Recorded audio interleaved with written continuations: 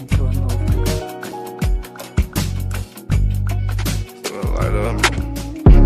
This little light of mine, I'm gon' let it shine. I'm gon' let it shine.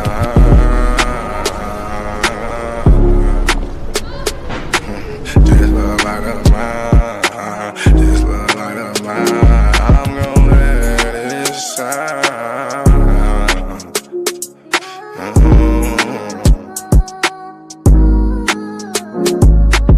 This little light of mine, I'm gon' let it shine. I'm gon' let it shine. This little light of mine, I'm gon' let it shine.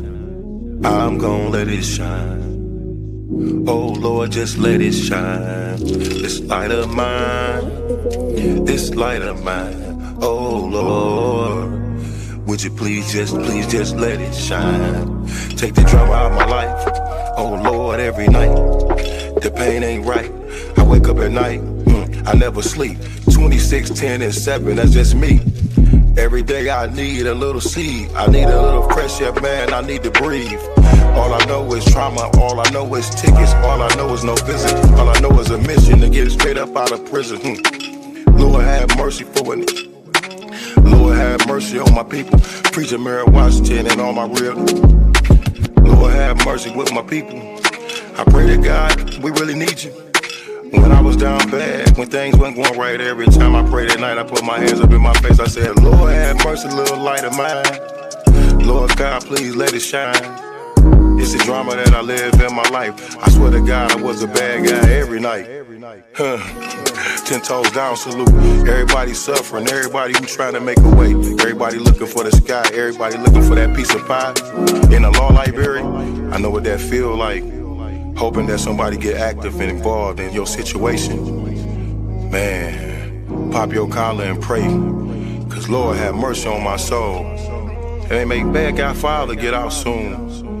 And the rest of those brothers who be mobbing to child each morning. Oh man, I ain't going to this afternoon. Man, I'ma miss dinner today. I got a couple noodles. Hey, you know what that feel like? Yeah, you know what it is. And if you a victim of a wrongful conviction, suffered and served by Ken Worthy, then I know that you know what that pain feel like. And your mama know what that pain feel like. Your father know what that pain feel like. With that light, let that little shine. Let that light shine, a little light of mine. Bad guy, doughboy, we all these great people in this great world of ours. 10 toes down, salute. I appreciate you, bad guy. I appreciate you, we. I appreciate the tech. I appreciate everybody in the studio. We gonna pop off that LV, ooh-wee, cause that's what they be liking to see. But I hope you hear the message when you see me fresh. Salute. You do good, brother?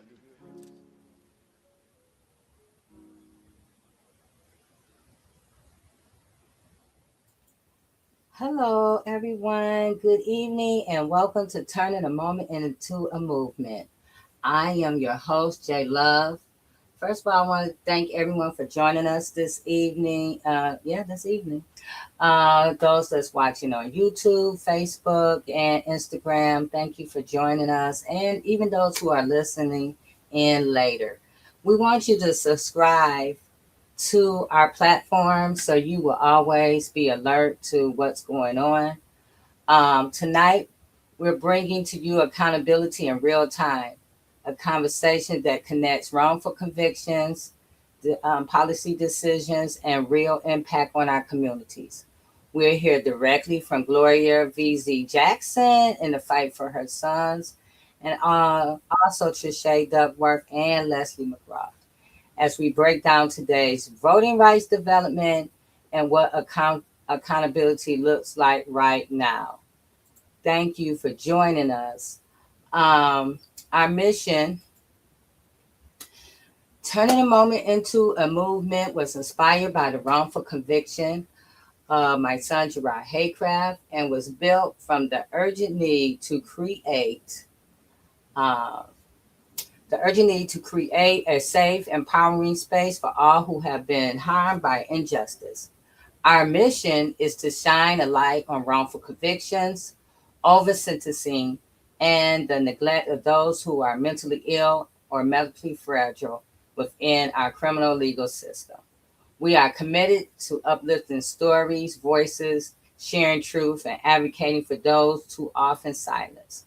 Through education, community organizing, and courageous storytelling, we work to disrupt the systems, policies, and patterns that fuels injustice, transforming awareness into collective action, and turning every moment into a movement for real change. So, yes, thank you. That's why we're here. Thank you for joining us. So, I'm before we get started, I'm going to bring on Trische. Hey, Trisha. What up, though? Hey. So, we missed you last week, but yay, you here today. And No, I made it to miss. It was good too last week. yes, and this morning, we attended the Black Women Attorneys Association luncheon. They had the Harriet Tubman Awards, and one of the honorees who invited us was Attorney Robin McCoy. Yeah, and it was a really nice luncheon. I really enjoyed myself today. Just seeing so many Black women in the room, attorneys and judges from all over the state of Michigan. It was Yeah, really amazing.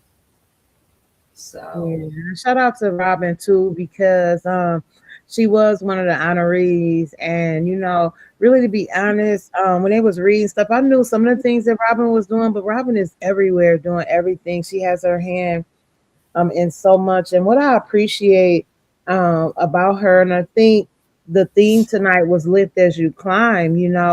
From the time that she did the what do you call it, the gathering for Gilchrist last year at the golf course. She brought us there. She said, I think people have some questions. And she was like, oh, I think Trishe has a question, right? She put me right up first. Like, she does what we should be doing when we're in rooms and we have that power. How do we leverage that to bring people in the room that are not there? She did it at the women's luncheon, the DIM women's luncheon for both Jay and myself, and had us there. And then she invited us. She was just very intentional to invite us here.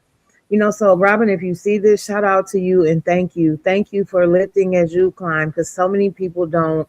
And we just appreciate your continued dedication, not to just what we're doing, but also to what you're doing and the work that you continue to do and have done down through these years. So thank you. yes, that is amazing about her. She always, since she jumped on, she's been putting us in the mix, and not everyone will use their platform for that. So I agree. Thank you, Attorney Robin McCoy. Yes, and I got the Rick chance to McCoy. sit with her parents and her aunties and stuff today. So it was amazing. They even told one of her aunts was like, "This is just showing how important family is." And so just to see other um, attorneys with their daughters, and Yeah. their daughters graduating from law school, and so yeah, it's amazing. It was an amazing day today. So Yeah. I'm so excited, and I'm excited about this conversation that we're having today. We're gonna start off with the Vesey brothers, and so, um, but before we do, we're gonna bring on Leslie. Hey, Leslie, Hello. how are you? I am fine over here fighting with tech today. Is the Me story. too. Oh, it's the worst. So what's But been I'm going glad on that we with you? have this way. So today I attended the pre Mother's Day brunch, and there were about 50 black mothers in the room, many of whom uh are not in situations where they get um seen every day in their mothering.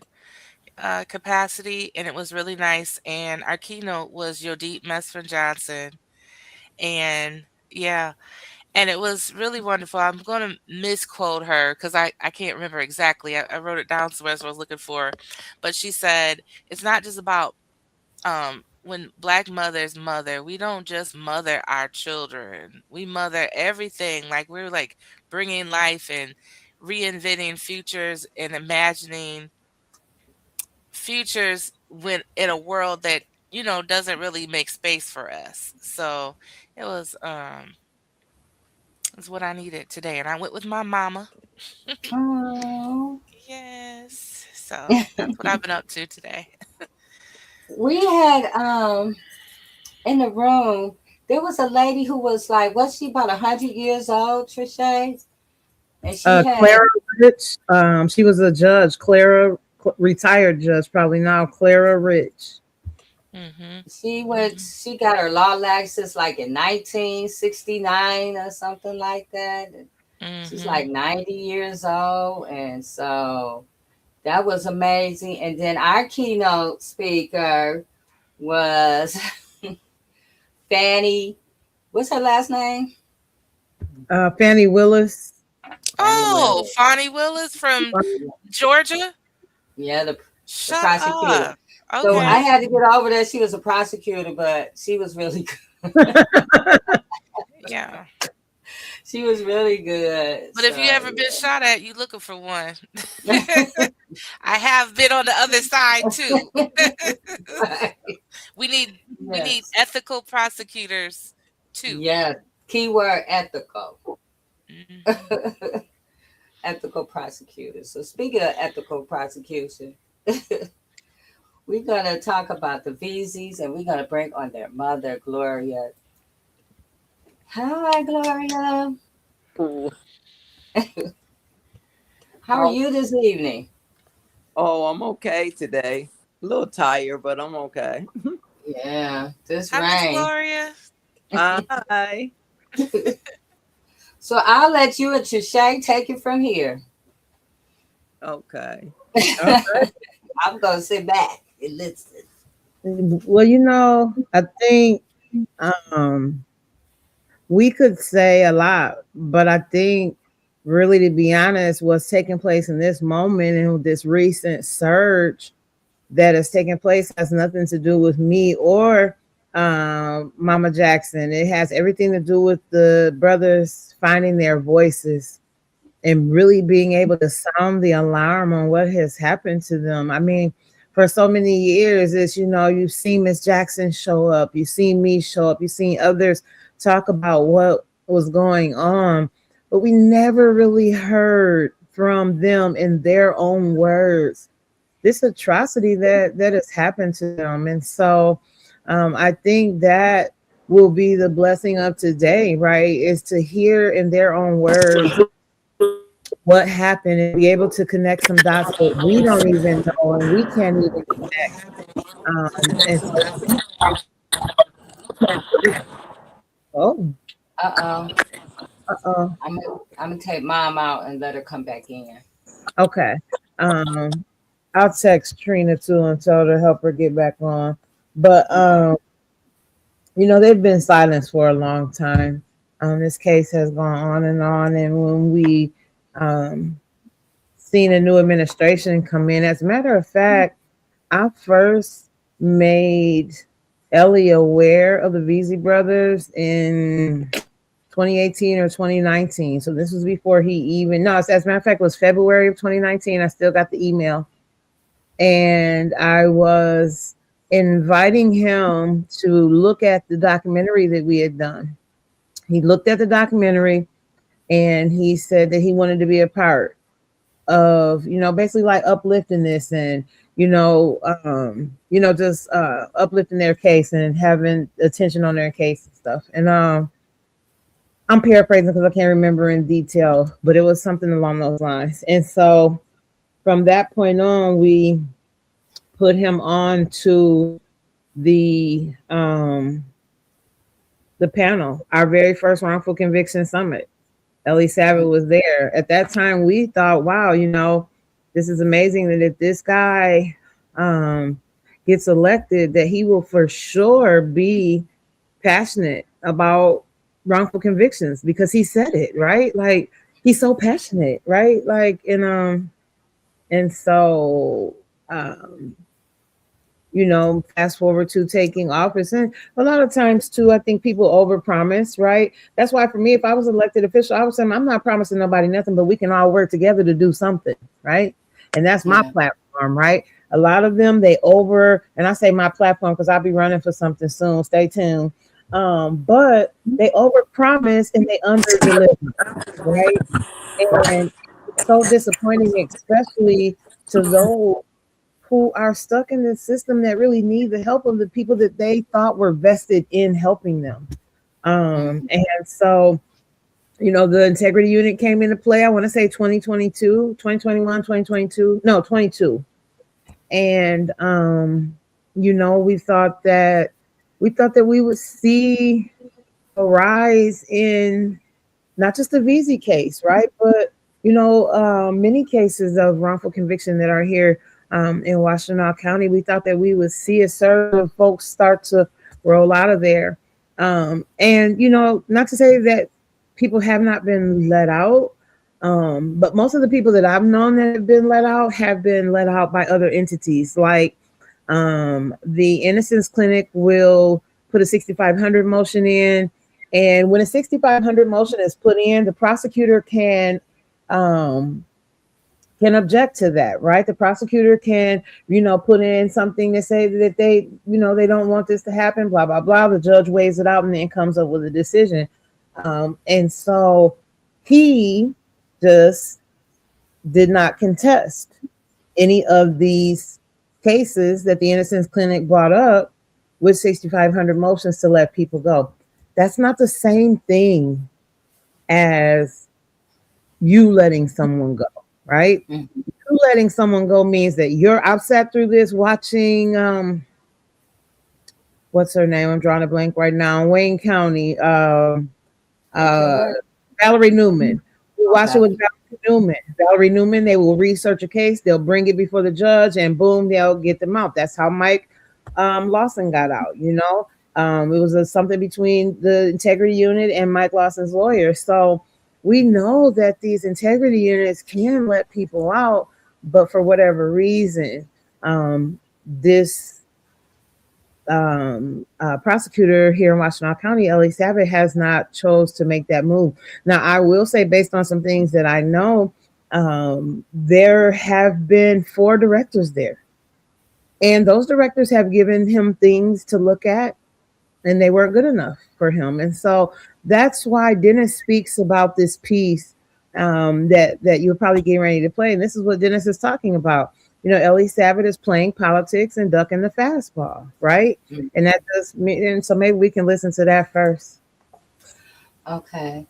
Hopefully I got the right one.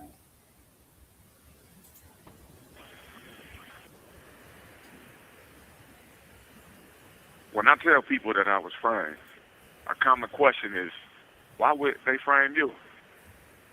Well, I drove a tan Yukon, and from time to time I visited family members that lived in the apartments where the crimes happened. This made me the perfect person to blame the crimes on. Let me explain. Eyewitnesses stated that a man named Juan, who drove a tan Yukon or a tan Envoy, was arguing with one of the victims, Taurus Hill, over a drug debt on the night in question. Afterward, Juan walked toward the victim's home with a gun in hand and shots were fired. With that being said, what I'm saying is, in order to get the heat off of a man who goes by the name Juan, people who committed the crimes and their associates began to put the rumor out that I killed the victims. Again, I was the perfect person to blame the crimes on because I drove a tan Yukon and I often visited the family members who lived in the same apartment complex where the murders happened. At trial, I was repeatedly called Juan, and I was convicted as being a man named Juan, despite the fact that my name is Dennis. And this only happened because the case was never thoroughly investigated. Let me tell y'all something that y'all probably don't know. Victor Taurus Hill's baby mother, Michelle Collins, drove a tan GMC SUV, similar in make to mine, and the one described by eyewitnesses. Michelle's 9-year-old daughter was in the victim's home when the crimes happened. Michelle's daughter walked out of the apartment past dead bodies to a pizza parlor where she contacted the police and her mother. While talking to her mother, Michelle, her mother, instructed her daughter to lie to the police and tell them that a lady named LaTanya Williams was her mother. After the call, Michelle didn't go to get her daughter from the pizza parlor. Instead, Michelle showed up at the scene of the crimes and talked to witnesses before the police arrived. Who does that? While there, Michelle offered a witness, Shania Armstead, $5,000. This same witness, Shania Armstead, and her best friend were the first to tell the police that I committed the crimes, and were the ones who spread the rumor around town that I committed the murders. The math just ain't mathing, y'all. Why was Michelle never investigated? Why wasn't she questioned about the guys she was dealing with and who might have been driving her truck? Why wasn't she questioned concerning whether or not she dropped her daughter off in her truck on the night in question? Come on, y'all. Michelle drove an SUV similar in make and color as the perpetrator. She had a reason to be at the scene. Her daughter was in the victim's home. Her shady behavior after the fact suggests that she may have been involved. I'm just saying, who shows up at the scene of a murder before the police get there to talk to witnesses? Who offer witnesses $5,000? Who tells their daughter to lie to the police during a murder investigation of their father? Come on, y'all. I've been in prison for over 20 years, not because my case was perfect, but because it's never been thoroughly questioned. All I'm asking for is a fair review of my case. Please share this.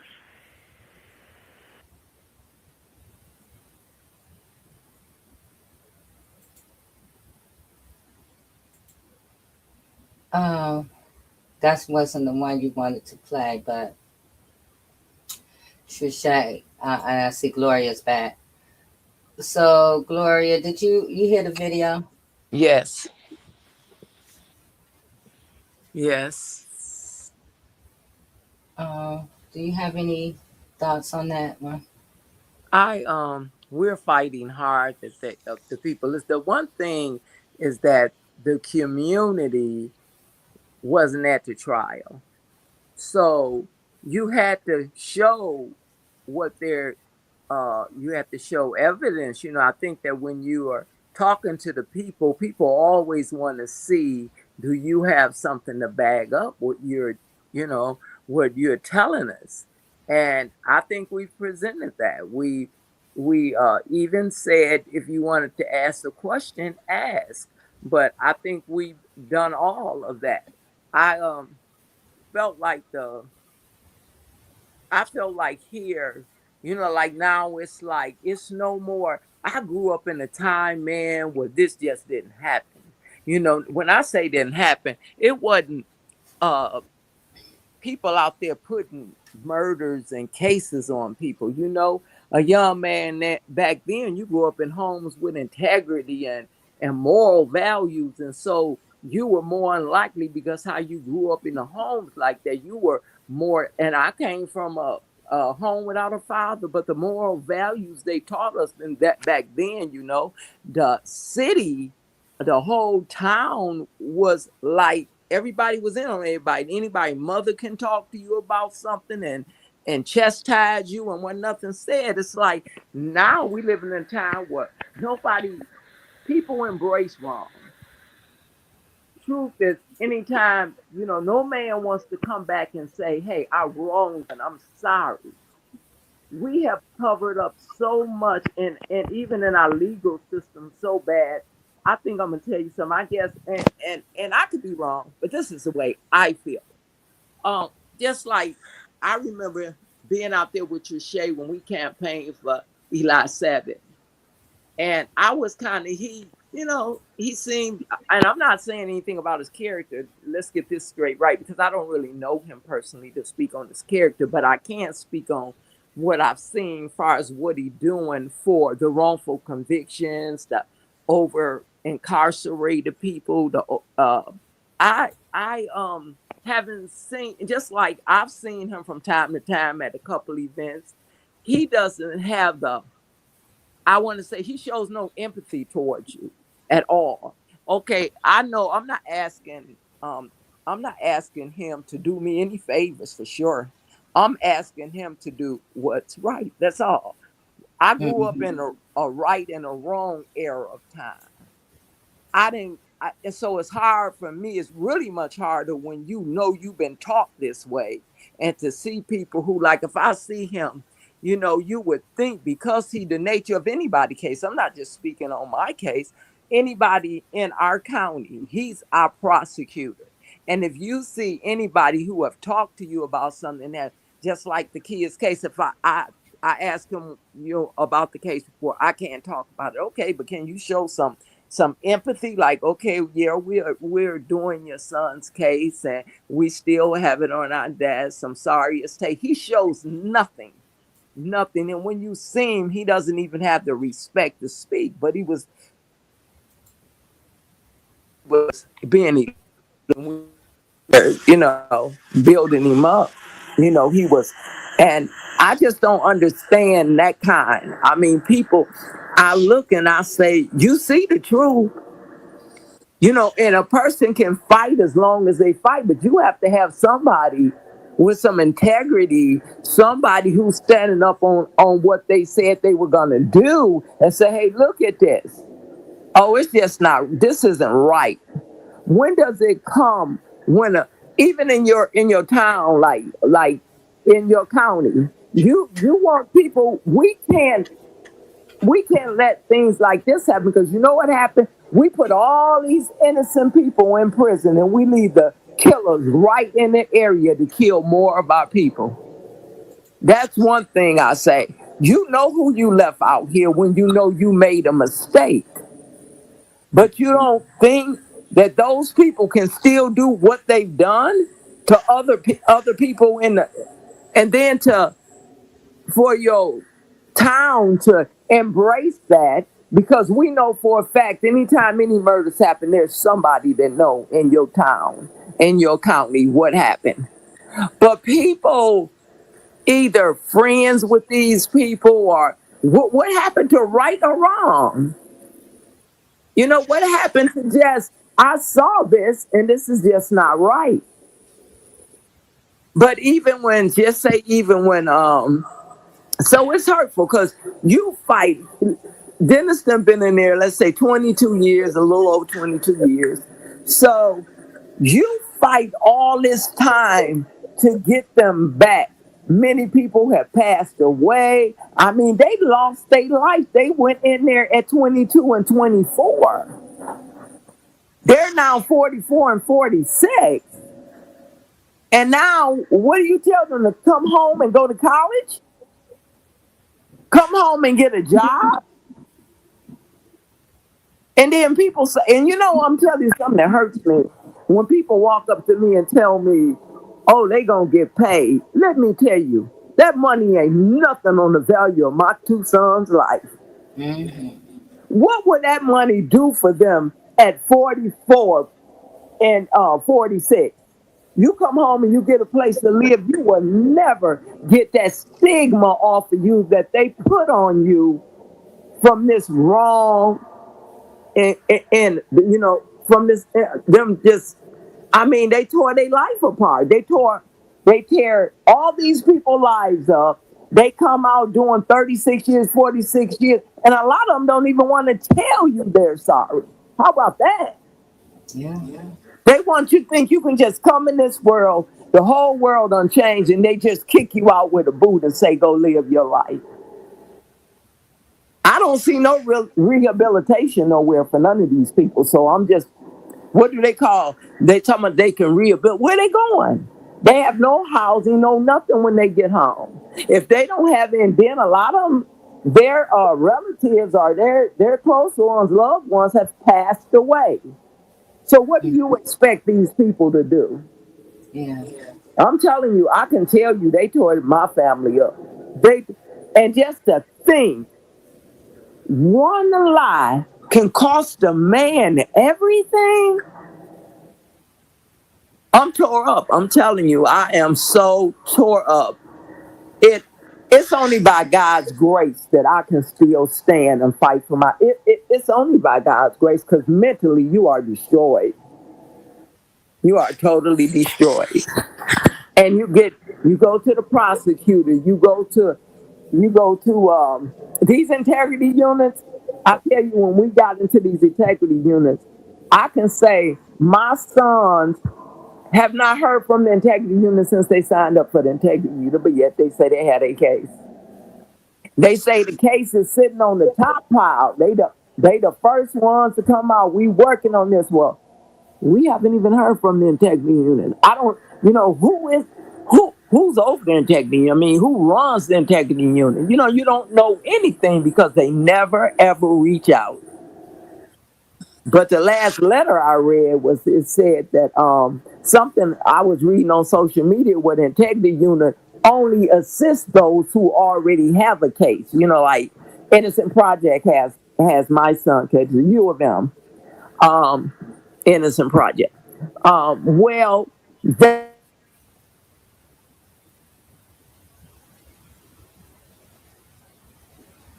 She went out. Can you pick Uh, it? that was a lot. She said a Hmm. lot. Leslie, I was thinking about you when she said that last piece because full well what's going on right now. It's just it's nothing. No help. It's no Uh, help. They even yeah, my son just returned home in a special program that is more well resourced than most and still basically is nothing. sorry about that. My Oh phone no. rung and it just went out. But am I? I'm a fighter. I'm a fight to the end, honey. I'm kicking and fighting, boots on the ground, just tired. You get build up anxiety. You can't, Mm-hmm. I trust the legal system? Of course not. Because I don't even know who pulling the strings here. I mean, seeing all this evidence, looking at it and still not doing nothing. The Bible tell us to see what's right and not do anything about it. I mean, what that say about you as a human being? I mean, have we just lost human? I mean, it looks like humanity is just leaving. That's how I I felt know. about it. I just felt like, I'm just gonna I knew keep you was a going. fighter. That's how I first heard But about God, them. Yeah. let me give him the glory. But God Mhm. gonna bring my boys home. Believe that. Yes. And all these threats that I'm not worried about the threat. When I got God, I got every bit of an army that I need. So you better watch out for this family. Because I know God is that's right. for what's right. I don't know if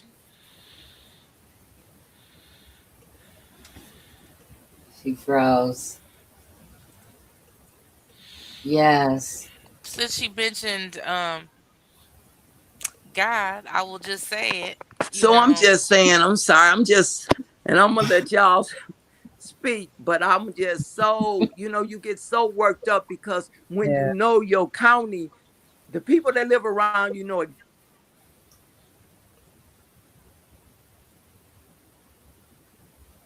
She froze again. That's the cell phone. The devil is Yeah. on tech. The devil is on the tech today. Mom, himself Katrina. Yeah, but he Uh, ain't gonna stop me. I don't care what he trying to do. today at the luncheon, um, it was mentioned one of the quotes that Fanny said that everyone deserves dignity. Everyone. We can't pick and choose who gets it and who does not. Okay. You gotta send it to me though. Okay. All right. Hold on. Bye. I'm gonna take them Mom, off. you said what? So yeah, I wanted to play the other video that Trische asked me for. You ready to cue? You want to intro that, Trische? Yeah. This is Dennis Vesey talking directly, to and about the prosecutor, our current prosecutor, Ellie Savick. When it comes to wrongful convictions, Eli Savage's political strategy is to swing at underhand pitches and duck the fastballs. You see, The Vesey brothers case is one of those fastballs. And because Eli has grand political ambitions, Eli is avoiding taking action on the Vesey brothers' exoneration. But don't take my word for it. Just listen to this data. In public policy making, when an official wants to keep a public issue off the agenda, they create committees for the purpose of investigating the issue. To the public, it gives the appearance that the officials are taking steps to do research so that they can make an informed decision. But in reality, by the time the investigation ends, the agenda and the officials will have moved on, and they will never address the issue. And that's how they duck the fastball. Now check Eli out. The Vesey brothers case has been on his desk for 6 years. After 3 years of the case sitting on his desk, Eli reopened the case, giving the impression that he was going to get to the bottom of it and take action. However, when the investigation ended, Eli refused to hand over any of the investigative work to the Vesey's attorneys and simply launched an additional investigation, which prevents any of the public records from being accessed by the public. All the while, Eli had placed his bid in on the Attorney General's seat and made plans to leave the Washtenaw County Prosecutor Office for a seat in Lansing without ever making a decision on the Vesey brothers case. It's plain to see. Eli's playing politics and ducking the fastball. Now let's do a little comparative analysis. Conviction integrity units were created to investigate wrongful convictions. Wayne County's Conviction Integrity Unit has a caseload 10 times the size of Washtenaw County's. And the average time for a case to be reviewed and decided in Wayne County is about 3 to 4 years. So how is it possible for Eli Savage, Washtenaw County's Conviction Integrity Unit, to have had the Vesey brothers case on his desk for 6 years and still have no resolution? How is that even possible when Washtenaw County's caseload is only a fraction of Wayne County's? And Wayne County is closing cases in 3 to 4 years? I'll tell you how. Because Eli's playing politics and ducking the fastball. However, in Eli's 6 years in office, he has swung at a couple underhand pitches. I'm aware of 2 cases that he actually exonerated. In one case, the wrongful conviction was claimed on 2 disgraced cops that had been exiled from law enforcement many years earlier, which means that no law enforcement would back these guys or their work, which meant that there would be no consequences at the ballot for Eli if he took action. So Eli took a swing at this underhand pitch because that's what he do. In another case, there was Ronell Johnson. Ronell had served almost all of his time for an armed robbery. He literally only had a couple years left to serve. And while officials did withhold evidence concerning the plea deal, the narrative in this case was that Ronell was wrongfully convicted because his slimeball father lied on him to save his own hide. Again, there would be no controversy or consequences at the ballot for Eli, so he took a swing at this underhand pitch. But these wasn't fastballs. The Vesey brothers case is that fastball. In the Vesey brothers case, there are no disgraced cops to blame the wrongful conviction on. To the contrary, the lead detective in the Vesey brothers case, Everett Robbins, went on to be elected sheriff for the county of Huron. As sheriff, Robbins has political power. He is a leader in the law enforcement community who won't admit that he built his career off of sending innocent men to prison. And Eli is proving that he don't want no smoke with him or the law enforcement community. Eli knows that the support or opposition of law enforcement will swing a prosecutor's election. So to avoid the possibility of losing the support of law enforcement, Eli is playing politics and ducking the fastball. All Eli cares about is winning the Attorney General's seat. And he doesn't seem to care if he has to leave innocent men in prison to die in order to do so. Just look at the facts and the data here. No one can explain why Eli had the Vesey brothers case on this for 6 years and hasn't rendered a decision. No one can explain why Eli is planning to leave office without rendering a decision.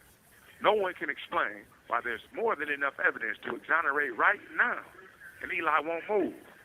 Politics and ducking the fastball is the only logical explanation.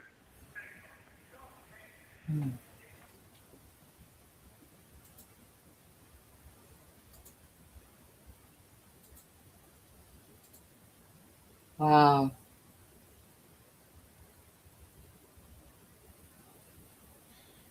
It's sad. It's sad because this game they playing, the streets ain't safe. You still got people walking around who we know did these crimes. And the thing is that, and this just for me is not just with Prosecutor Savage, I'm watching this across the board with our legislators in general, is that doing things that are politically safe, um, so that they can propel themselves to the next level. It's always about the next level with the prosecutor, the next, conviction. I know a prosecutor that has built a career. Oh, I have a 98% a conviction rate. And I told her, I said, you bragging? I know 3 cases that wrongful conviction cases that she has.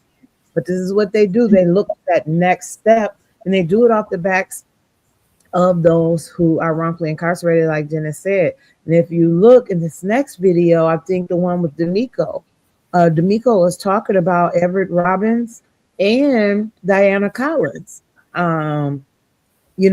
They built this case of lies, of nothing but lies. And as a matter of fact, and I did get permission from this young man, we got a tip that somebody was paying people in the community to call and leave tips saying that Dennis did it. So instead of them researching the actual facts of the case, they just decided to listen to people that were making these bogus claims and decided, because so many people said it, that they would try to make it fit on them when they knew it was a lie. And now here, lo and behold, not only did, as Dennis stated earlier, Michelle Collins come up and offer to pay someone off, we now know that the other individual did as well. So this was so strategic to pin this and frame this on these brothers. And all we're asking our prosecutor to do is right the wrongs of those that were behind you. Because this is not like it's something that you did, right? This is something that fell in your lap, and now we need the accountability to undo. Diana Collins did, who was the prosecutor at that time, who went on to be an attorney general, and Everett Robbins, who was the lead detective. This was his first case, and he went on to be the deputy. What do they call it? The chief deputy at the Huron in Huron Township. And so and when you see this video and it talks about how the witnesses lied, I mean, they were lying. They were right on the stand line. If I don't know, it's just a lot. Oh, okay. In 2008, 3 years after being in prison, Lead Detective Robinson and Detective Newman came up to see me in prison up north at Earth Correction Facility. They had me called out to the visiting room where they began to ask me did I know who did the murders my brother and I was in here for. I told them, I don't know who did it, but I think I have an idea of who did it from the paperwork I read from y'all investigation, paperwork that y'all did. Detective Newman said, well, who you think did it? I said to them, I'm not going to tell y'all who I think did it because I was not there when it happened. I would never point the finger at somebody that could be innocent like me and my brother. Y'all did this investigation, so y'all should have the same idea of who y'all think did it as I do. Then Detective Robinson looked me in the face and said, do you think we drove 5 hours to see you for nothing? I said, I thought y'all was here to tell me who did it. Because what lead detective drives 5 hours to ask a man they put in prison for it who did it? That's crazy. Y'all know me and my brother did not do this. Then Detective Robinson said, look, D'Amico, we did not drive 5 hours for nothing. We never believed you and your brother did these murders or had anything to do with them. We just went off what we heard in the streets. My jaw dropped as they was still talking to me. Then they asked me again, who did I think did these murders?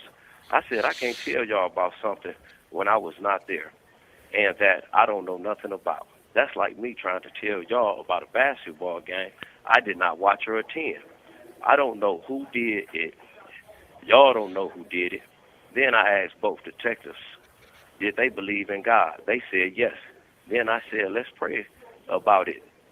They said, okay. I prayed that one day God lead them to who did it and that they let me and my brother go home. Then Detective Robinson said, as they were leaving, if we find out who did it, we will give you and your brother a ride home. Wow. I could not believe what just happened. I went straight back to my unit and called my attorney and told him about them detectives coming to see me. He said, why would they come see you without notifying me so I could be there? I said, I don't know. My attorney said, well, let me contact them. When my attorney reached out to them detectives, they told my attorney they did not talk to me about the murders I'm locked up for that he represent me on. That's why they did not contact him. They told him they came to see me about some different murders, not the ones he represent me on. This is the kind of injustice we dealing with. And if we don't attack this corruption, lies, and injustice, many, many more people is going to die in prison like they trying to make me and my brother do. But we ain't going to never stop fighting. We're going to let our voice be heard, and we're going to continue to let them know y'all got the wrong people. I want to thank you all who is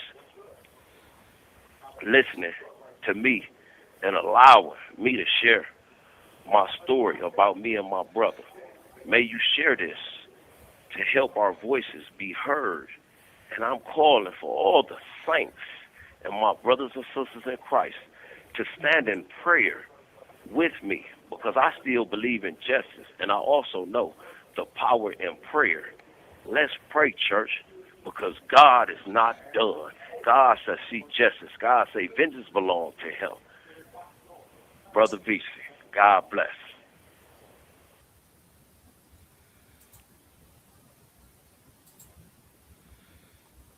Yeah. So Jay, she's can you believe. put that other video up though? Because that one is really important. Which one? The one that I was talking about. Oh, The I one, thought that was the one. the one that has attorney comments in it, and the one that has where the people are on the stand. I want to say it's like 5 minutes, and um, I don't have that one downloaded. okay, we can move on. I have a question while she's downloading that. Um, for Miss Gloria. Um, And when thank you you say so you much, Jay. You welcome. yeah, I appreciate it because you don't get a whole lot of opportunities because people don't want to get the truth out. So, but you, God do send you people, and I just wanted you to know I'm so grateful. It hmm never go unnoticed, not ever. if It's right. huge to me, for you, Trische. It's something that you'll never forget. Yeah. You welcome. I know, Gloria, about, I've been there. So even Leslie. So I understand. Go ahead, Leslie. Uh, I was just gonna ask you about. There's so much here. Um, if you had, I can't hear Leslie. you can't hear me. Can you hear me now, Miss Gloria? Can you hear me now?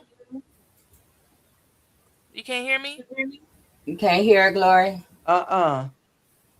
What? Trina, I cannot hear her. Ask the question. Maybe Trisha can answer it. Leslie. It was about her as a mother.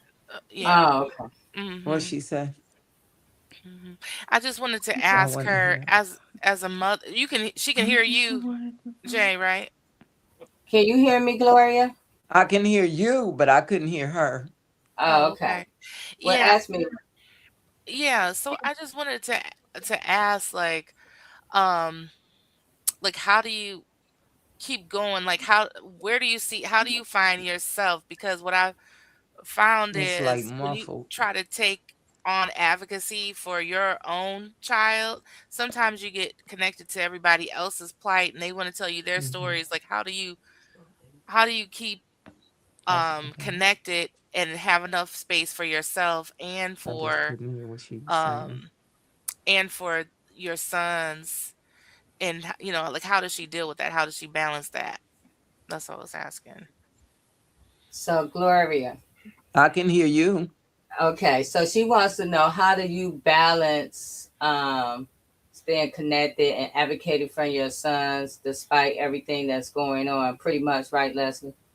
Yeah, but like I guess what I'm trying to think of how to say it the best way, but thinking about this path of justice as you trying to break open for your sons, it also brings in to now you got to be a leader in prosecutorial misconduct, and it's all this educating you have to do along the way, and for elected leaders, and um you know getting the word out, working with advocates and everything. Like how does she keep that balance, and how do you not get sucked up into, like, Trische once said, like, sometimes a case can get lost inside of an initiative, like maybe a second look legislation, which I totally believe in, but you lose the humanity of the particular case you have your heart in because you wrapped up in, like, let me help this one thing. Everybody wants you to be part of their thing. um I don't know. I think what she's asking, Mama, what she's saying is talking about how you stay focused on your son's case and not veer off to other things. I do know that you come into spaces because we go to a lot of events and stuff like that together. But from what I can see, you're pretty centered on, you know, the mission of bringing your sons home. But how do you balance all of that? Because I mean, also to your grandmother, your mom, you Right. got a lot of different hats that you wear. You're helping care give for folks. So how do you stay focused on yourself, as it means on your sons, as well as you not get lost in the sauce? I think I honestly believe with all my heart and soul that it's God, because I often ask myself that, because I'm here, I'm there, like Trisha said, I got the grandkids, this, but I have like maybe 8 cases of paperwork. And I laugh sometimes to myself. I ask God, I said, I know it's you, because how in the world can I go in there and find anything in 8 cases? But if somebody called me, I can go right to it. Somewhere I develop, God has, I mean, it's just like right on my hands. Anytime anybody need anything, it's, I always been, even when I was a young girl, I will fight for what's right. I don't care what it is, who it is, because that's all I know is right and wrong. And I know that I need balance, because at first it took me down. I mean, I for the first couple months I was on antidepressants because I couldn't even take what had happened. This is the first time I ever fought this, and I was just always needed something to help me. But then God said, I was saying, Lord, I don't need this. I don't want to get addicted to this. I put it all down, pray, and I don't listen to negativity. If people tell me sometime they got life, they ain't gonna never let them go. But God told me that they would. I believe that with all my heart. So it just keep me going. I have no reason to stop, because I don't think like that.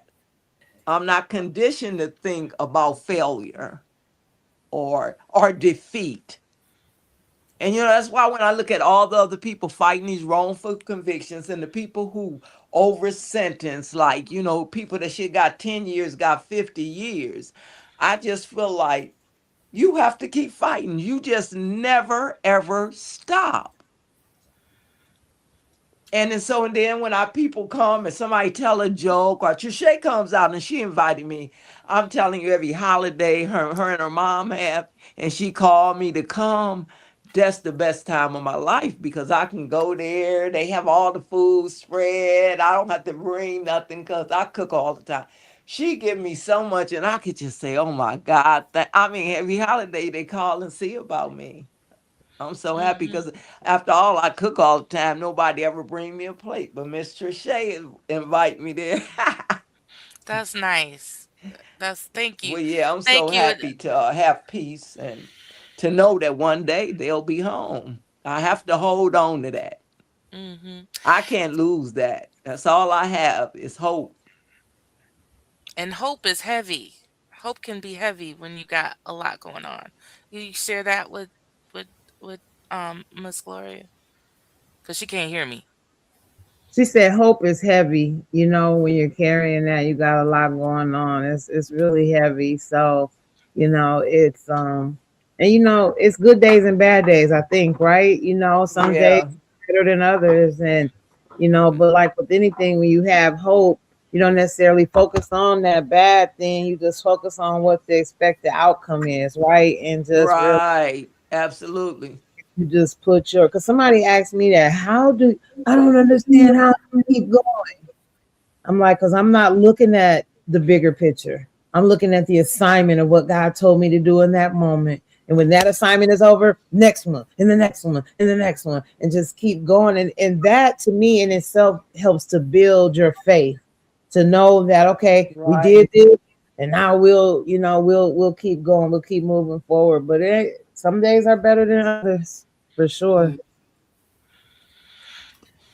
So I have one last video I wanted to play. I couldn't find the one that you were talking about, Trische, but I wanted to play this one. Um, God bless the people. Let me share my story with you on how me and my brother got falsely incarcerated. My name is D'Amico Vessey, but I go by Brother Vessey. I'm speaking on behalf of my brother Dennis Vessey and I.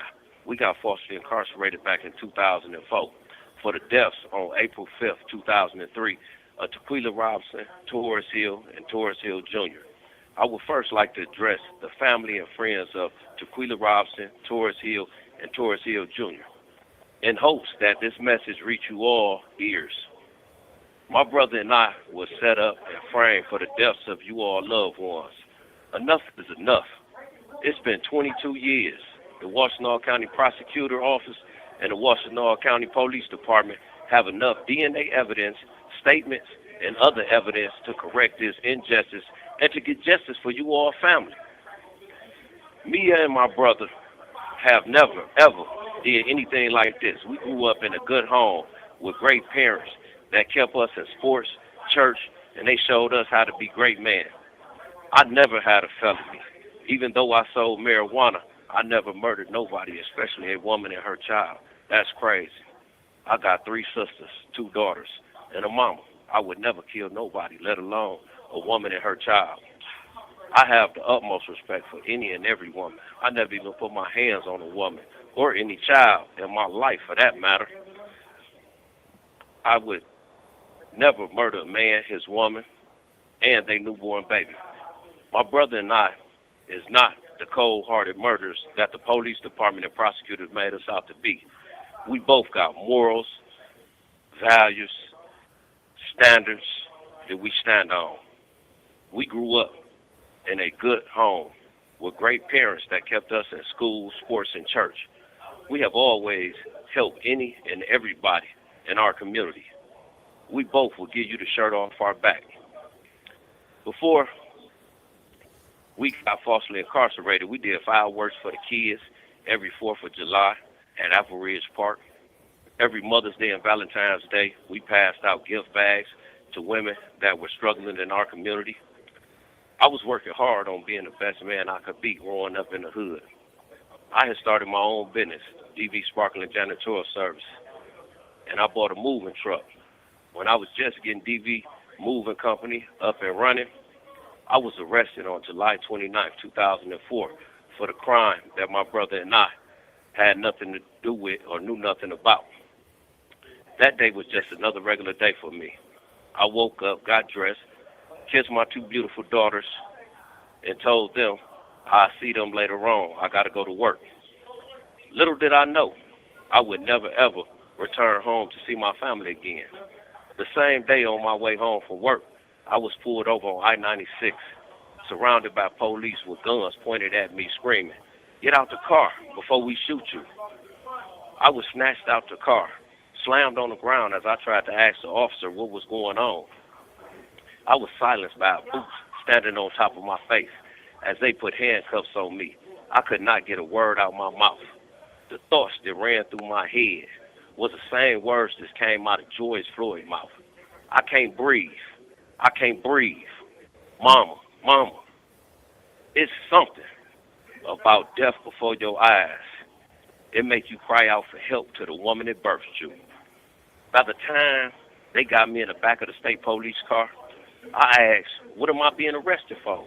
What's going on? The state trooper turned around and said for murder. Washington County Homicide is on the way to pick you up. I said, it can't be me they want for murder. The state trooper said, you can talk to them when they get here because I don't know what's going on. I just know you have a warrant for your arrest for a triple homicide. Stay following my case. More about my story is coming soon. If you have any questions you want to ask me and my brother, feel free. We're going to be open and honest to answer any questions you ask us. The number one question I'm always asked is why did they put it on you and your brother out of everybody in the world? This is how they put it on us. April 5th, about 3 a.m. in the morning, the police responded to a triple homicide in Little Farm Apartments. They knocked on all the neighbors' doors, asking them had they seen anyone who may have something to do with these shootings that took place in the neighborhood. They seen 3 light-skinned men, they said, running by their window. So the detectives went back to the homicide mobile bus. They have pulled out a crime screen to line up with 6 men in the photo lineups from Ypsilanti, Michigan, that was known to be in that area selling drugs and committing crimes. Me and my brother was known marijuana dealers in that area. We was instantly putting them 6 photo man lineups with everybody else that was light-skinned with braids from Ypsilanti. The neighbors picked 3 guys from the photo lineups and said these is the men they seen run past their window right after hearing gunshots. And these was the men they believed were responsible for the murders. Them 3 men they picked out of the photo lineup, though me and my brother was in there, was not me and my brother. April 6, 2003, the very next morning at 1 o'clock a.m. in the morning, the police kicked in my brother Dennis Vessey's door to question him. They found a gun in his apartment. He went to jail that night for that gun. It didn't have nothing to do with the murders that they was coming to question him about. Rumors started all throughout Ypsilanti that me and my brother must have had something to do with the murders because they had my brother Dennis Vessey locked up for the murders. As the questions got to rumoring about my brother's supposed to have something to do with the murders, by the time they made it to the guys who actually had something to do with the murders and they family and friends, they all was telling them, it's the brothers. They look like twins. My brother, he was in a federal prison for 3 months, about to come home after serving 23 months for a gun they found in his apartment that didn't have nothing to do with the murders. We would never have been suspects if we was not light-skinned. If the detectives don't lock my brother Dennis Vessey up for that gun they found that night in his apartment, the very next day after that, the real killers and their family and friends would never have been able to put the murders on us. All the DNA evidence, statements, and the 3 people picked out of the photo lineups by the neighbors that night, 3 hours after the murders happened, would exonerate me and my brother and lead to the rest of the real killers and justice for Tequila Robinson and Torres Hill Jr. and their family. So we just pray that justice get done for every and anybody that's out there that's wrongly incarcerated.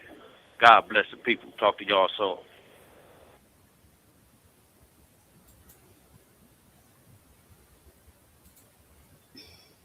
Right. Wow.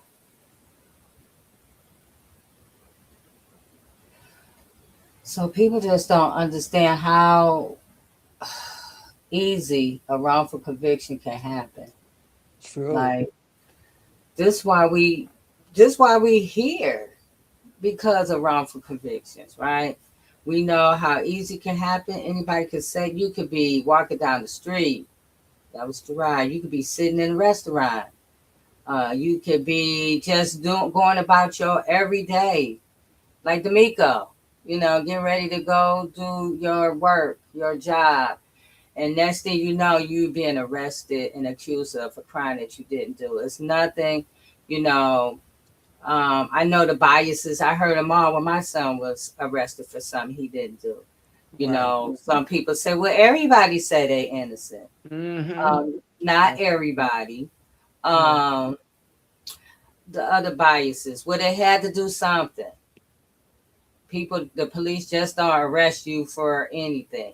Well, yes. And we have seen so many cases of people being arrested for things they just did not do, did not have knowledge of, nothing. It just happens. And so I just saw, and I forgot what state, I think it's Oklahoma, that they're passing some type of legislation now to eliminate wrongful convictions. We also know that once they get a focus on you, that's it. They ain't looking for nobody else. That's it. They gonna build that case off of you because you're the focus. You know what? Even if there's evidence, like, you know, Right. in your son's cases, there's DNA evidence. There's evidence that said that they're not a part of this case. But still, once the focus is on you, they're going to make that case all about you. And it should not go that way. It should be about justice. It should be about the truth. It should be without a reasonable doubt that this person did this or they didn't do it. So people won't have 20, 30, 40, 50 years being somewhere that accused of a crime that they didn't do. A man just was executed a few days ago. Yeah, I saw that. Terrible. And the entire time, he has been claiming that he was innocent.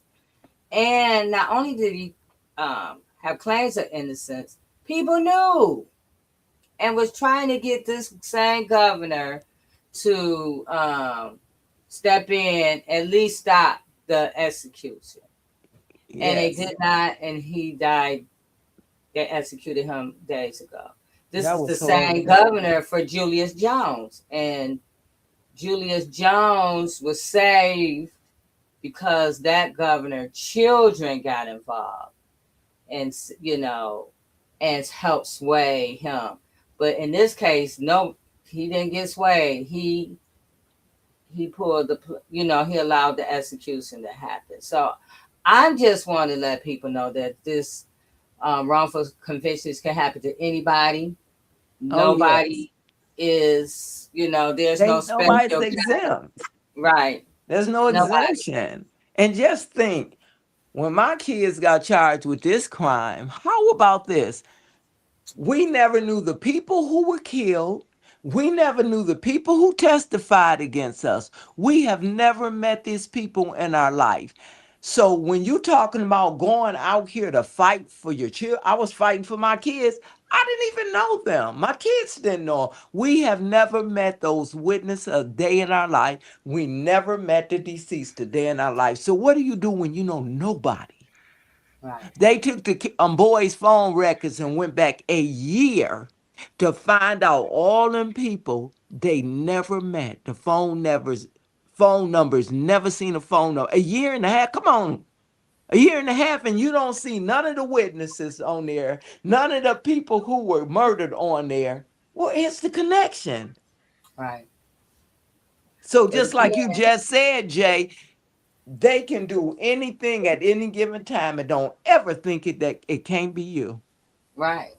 Because once the focus is on you, that's it. It is. It's gonna almost take a miracle once that wheel start turning in your direction. So we have to do more to pay attention to these cases.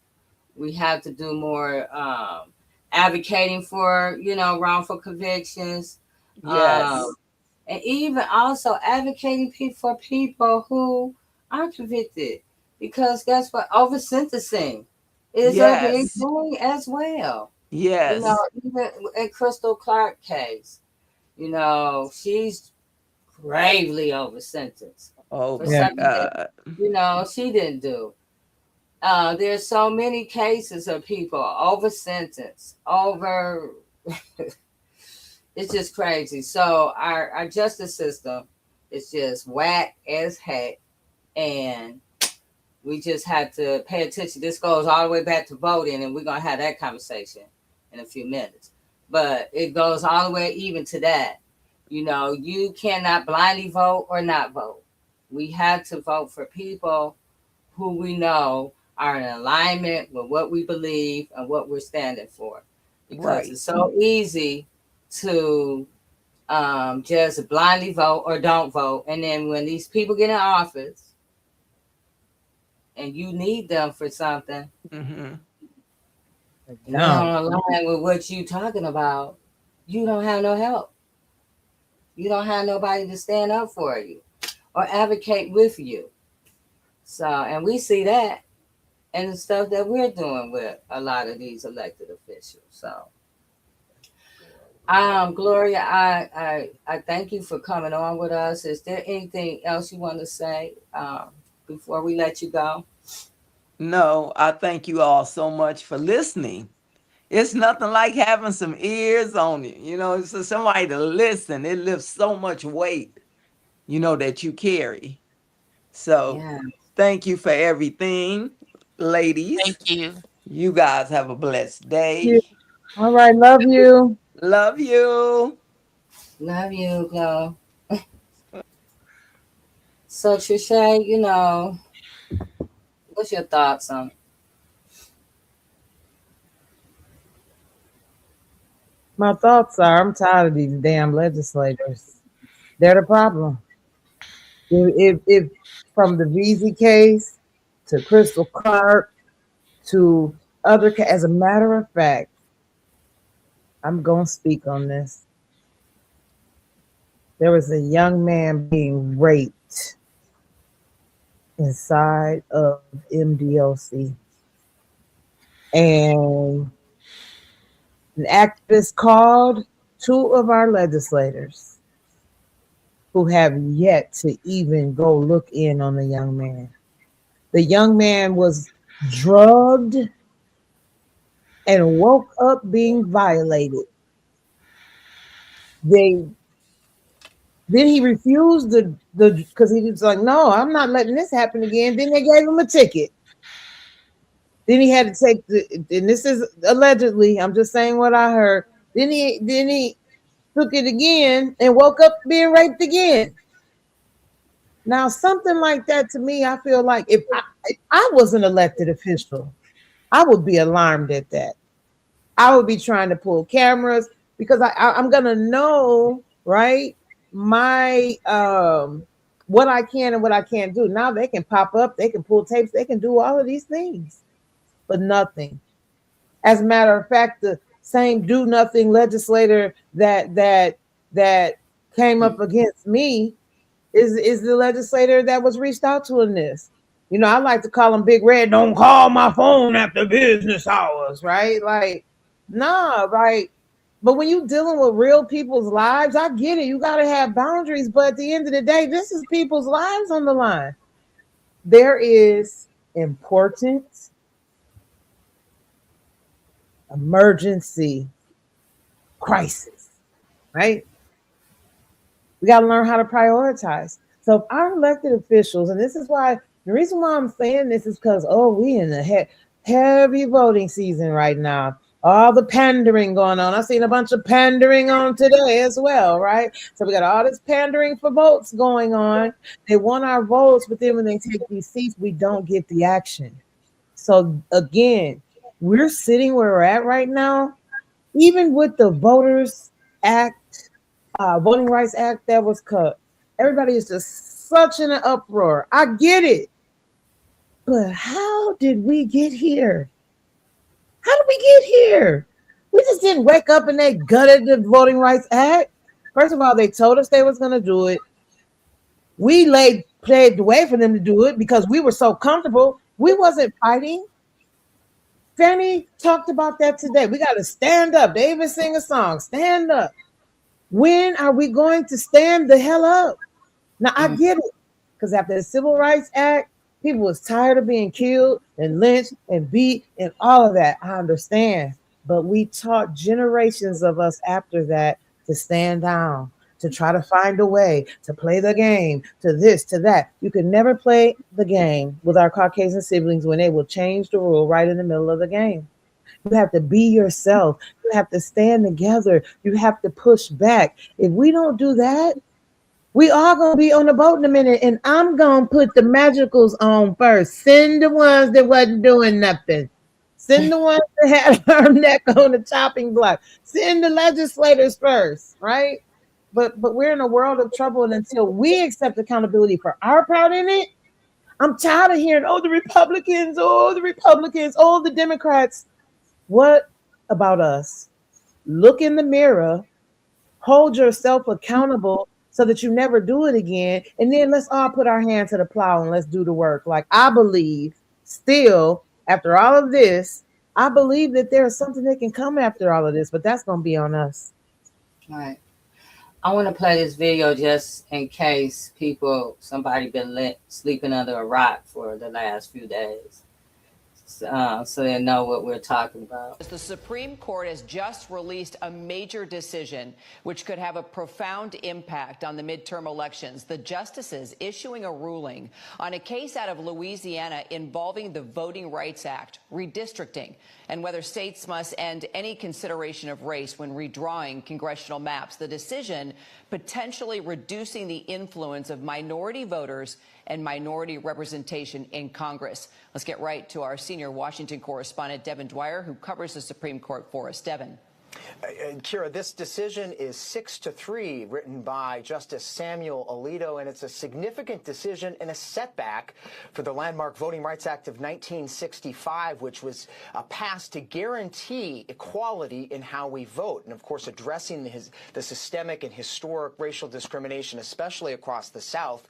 This decision came in a case out of Louisiana involving a court-ordered drawing addition of a second majority black district in that state because of the size of the state's population. And the Supreme Court today in this decision said that the court violated the 14th Amendment by adding, the state rather, violated the 14th Amendment by adding that district. They used race impermissibly, consciously, to add a second district to aid those voters, and they said that is simply not allowed under our Constitution. Justice Samuel Alito didn't go as far as saying race can never be used in drawing these maps. That's something the court has affirmed before to comply with the Voting Rights Act, but he put a significant new limit on how courts can order states to draw their maps to be more equitable. He said that Section 2 imposes liability only when evidence supports a strong inference that the state intentionally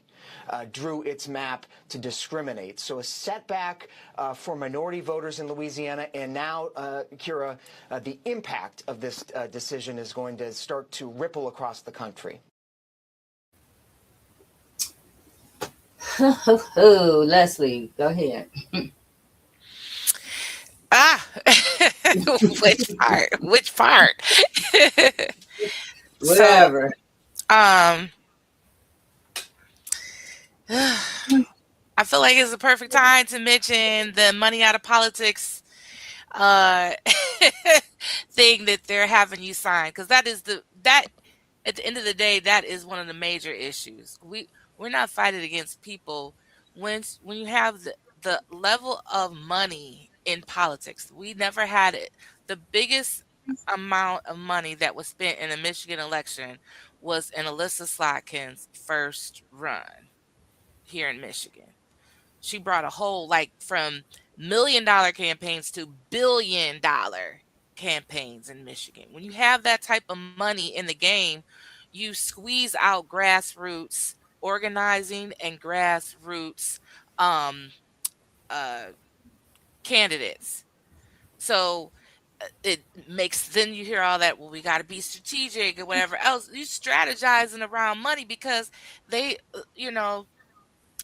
can't decide whether their boss is the people are paying them or the people that are voting for them. They got them in a chokehold. So that's one part. I am livid about this. I have been talking about the Voting Rights Act for a minute. Um, this has been an issue. This is not the initial gutting, though. That's what I want folks to understand. The initial gutting of the Voting Rights Act happened in 2013 Mm-hmm. as a response to the first black president, obvious black, as if it say, Mm-hmm. my cousin down in Tennessee say obviously black. She said you might know other folks black, but obviously black. That's how she distinguished the difference between people that's outwardly black. Um, so there's all of all those people that were angry. There's a whole book that's called White Rage. Every time there's a big push for non-white rich men, there's always a backlash. And the backlashes when we push, when we protest, and I'm saying, and I'm doing broad brush, when we push, we protest, we're short-sighted sometimes.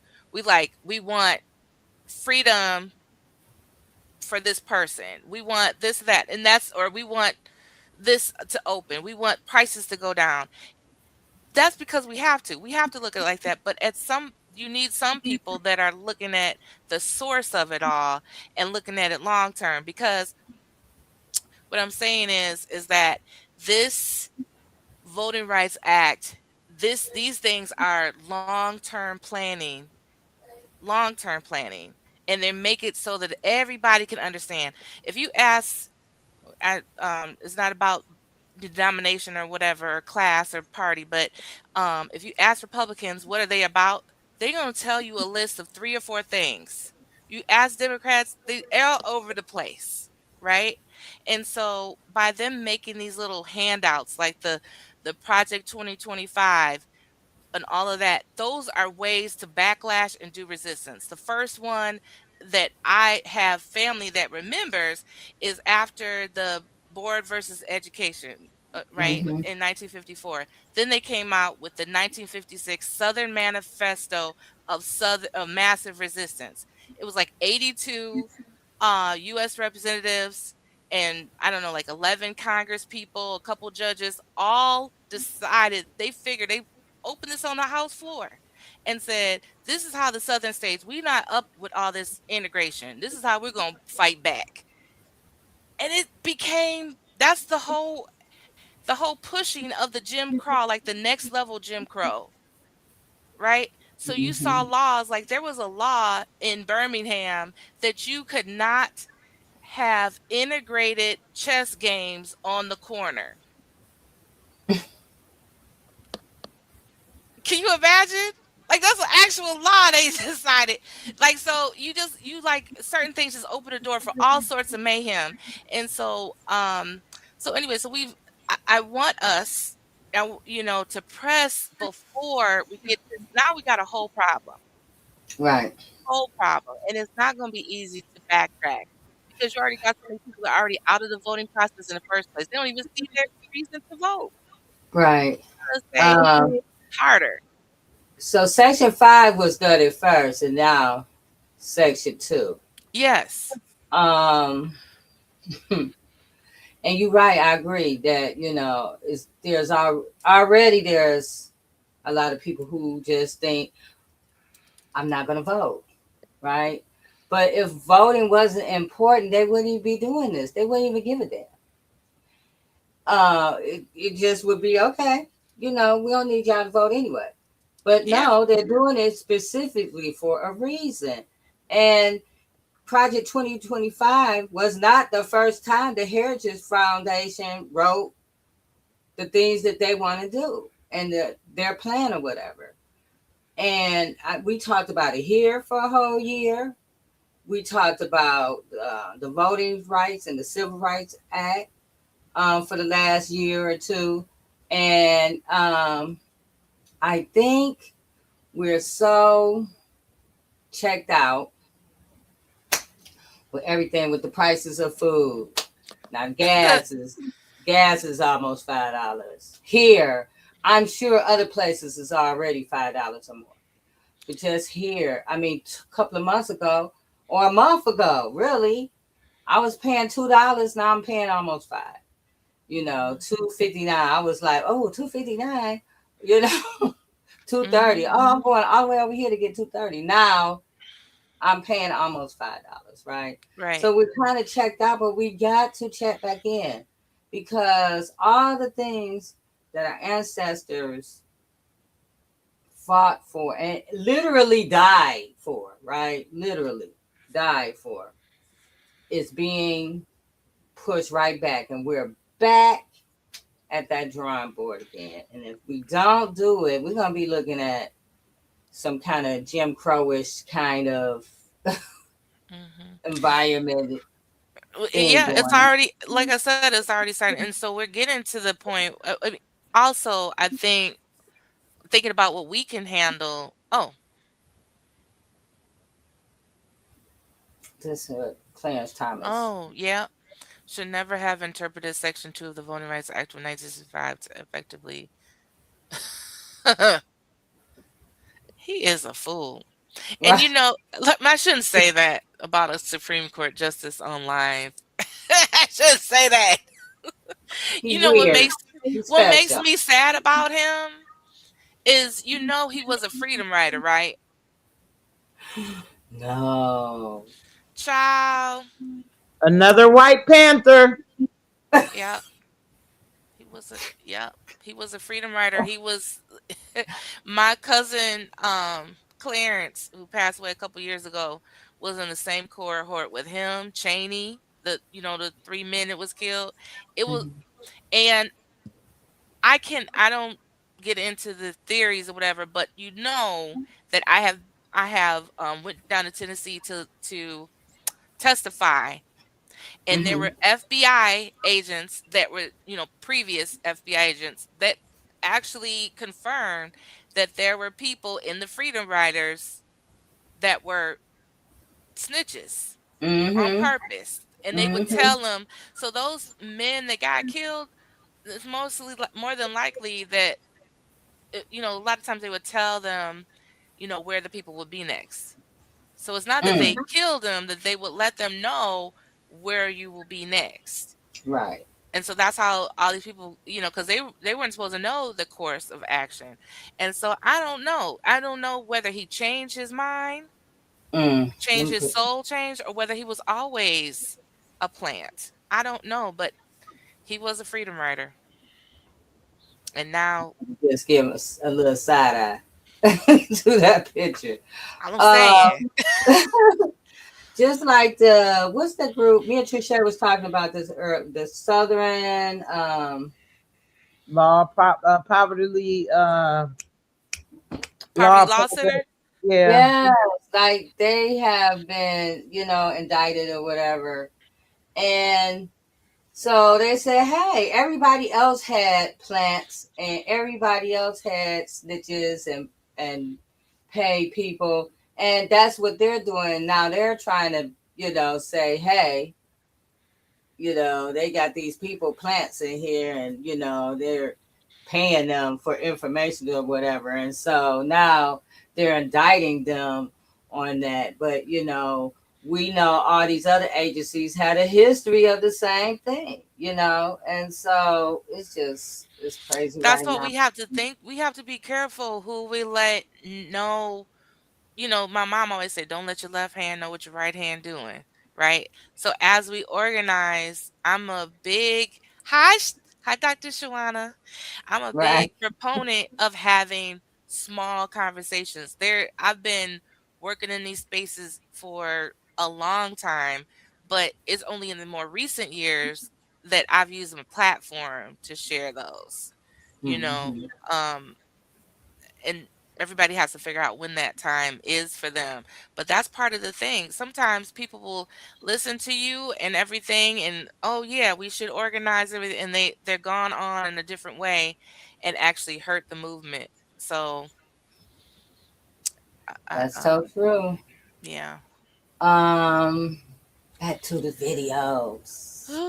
Back to the videos. Here we go. This is a short one. Did you ever wonder why black people willingly went through hell during the civil rights movement? House bombs, beaten in the streets, assassinations. Well, I can promise you it wasn't because we wanted to ride white folks' buses. And it certainly wasn't because we wanted to eat at white folks' restaurants. It was because we wanted them to stop playing games with our vote. And so long as they could treat us like second-class citizens in one place, they could treat us like second-class citizens in any place, including the voting. They created poll taxes and grandfather clauses and literacy tests to stop us from voting. But as times changed, they realized there was a flaw in their system. What happens when educated Negroes can read your literacy tests? What happens when working Negroes can save their money or pool their money to pay your little poll tax? Well, the bigots were only left with two options: violent intimidation, which was becoming less and less socially acceptable, or something more sinister. You let black folks vote, but you dilute their political power. You draw districts in a way that makes it impossible for black folks to choose the leaders they want without ever having to talk about race explicitly. That's what Section 2 of the Voting Rights Act went after, the cowardly, race-neutral way in which white people would keep black folks out of power. And the Supreme Court just took us right back to that time. They just recreated the exact conditions under which our ancestors marched and protested and boycotted and disobeyed and demanded change. The question is not if, but when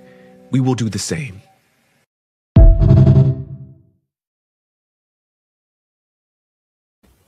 Yeah. Yes, but so do you protect your parents? I mean your family, right? Because you think they're important. At some point, we stopped thinking some of this stuff was important, or maybe it wasn't passed down to us as important, so we stopped protecting it. My my daughter, yep, attention spans are limited in movement spaces. It's true. My daughter just asked me.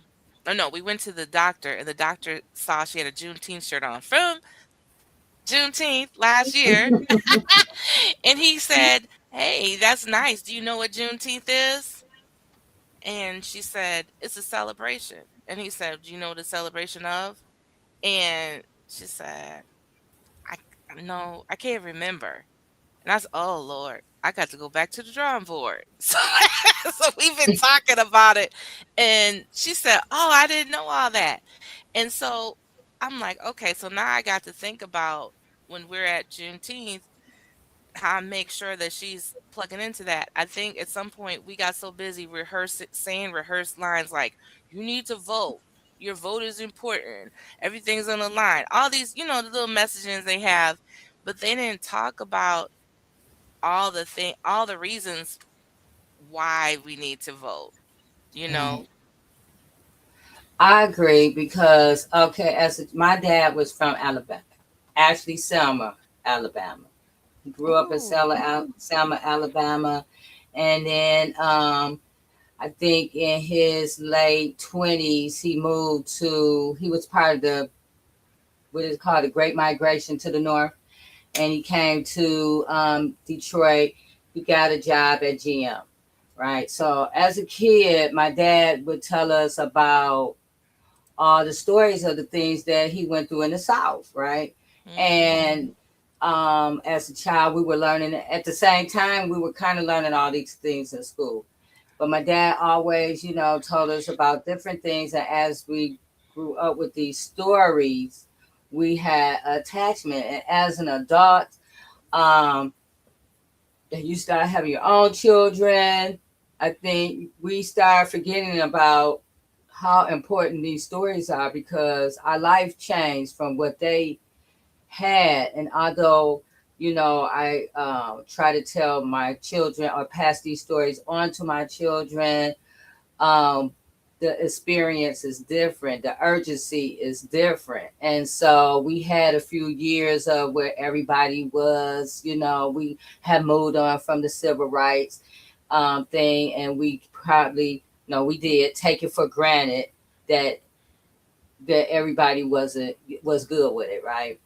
And so fast forward to today, um, I have a different, I'm listening to podcasts, I'm listening to all these histories, and even some things that my dad didn't tell me about really how bad it was in the South for them, in Alabama as kids. They had like concentration camps for kids.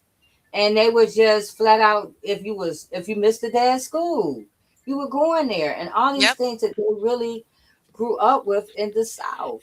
And so Now today, look where we are. They're taking It's the as same. yeah, In they're putting Michigan, they don't call it truancy laws.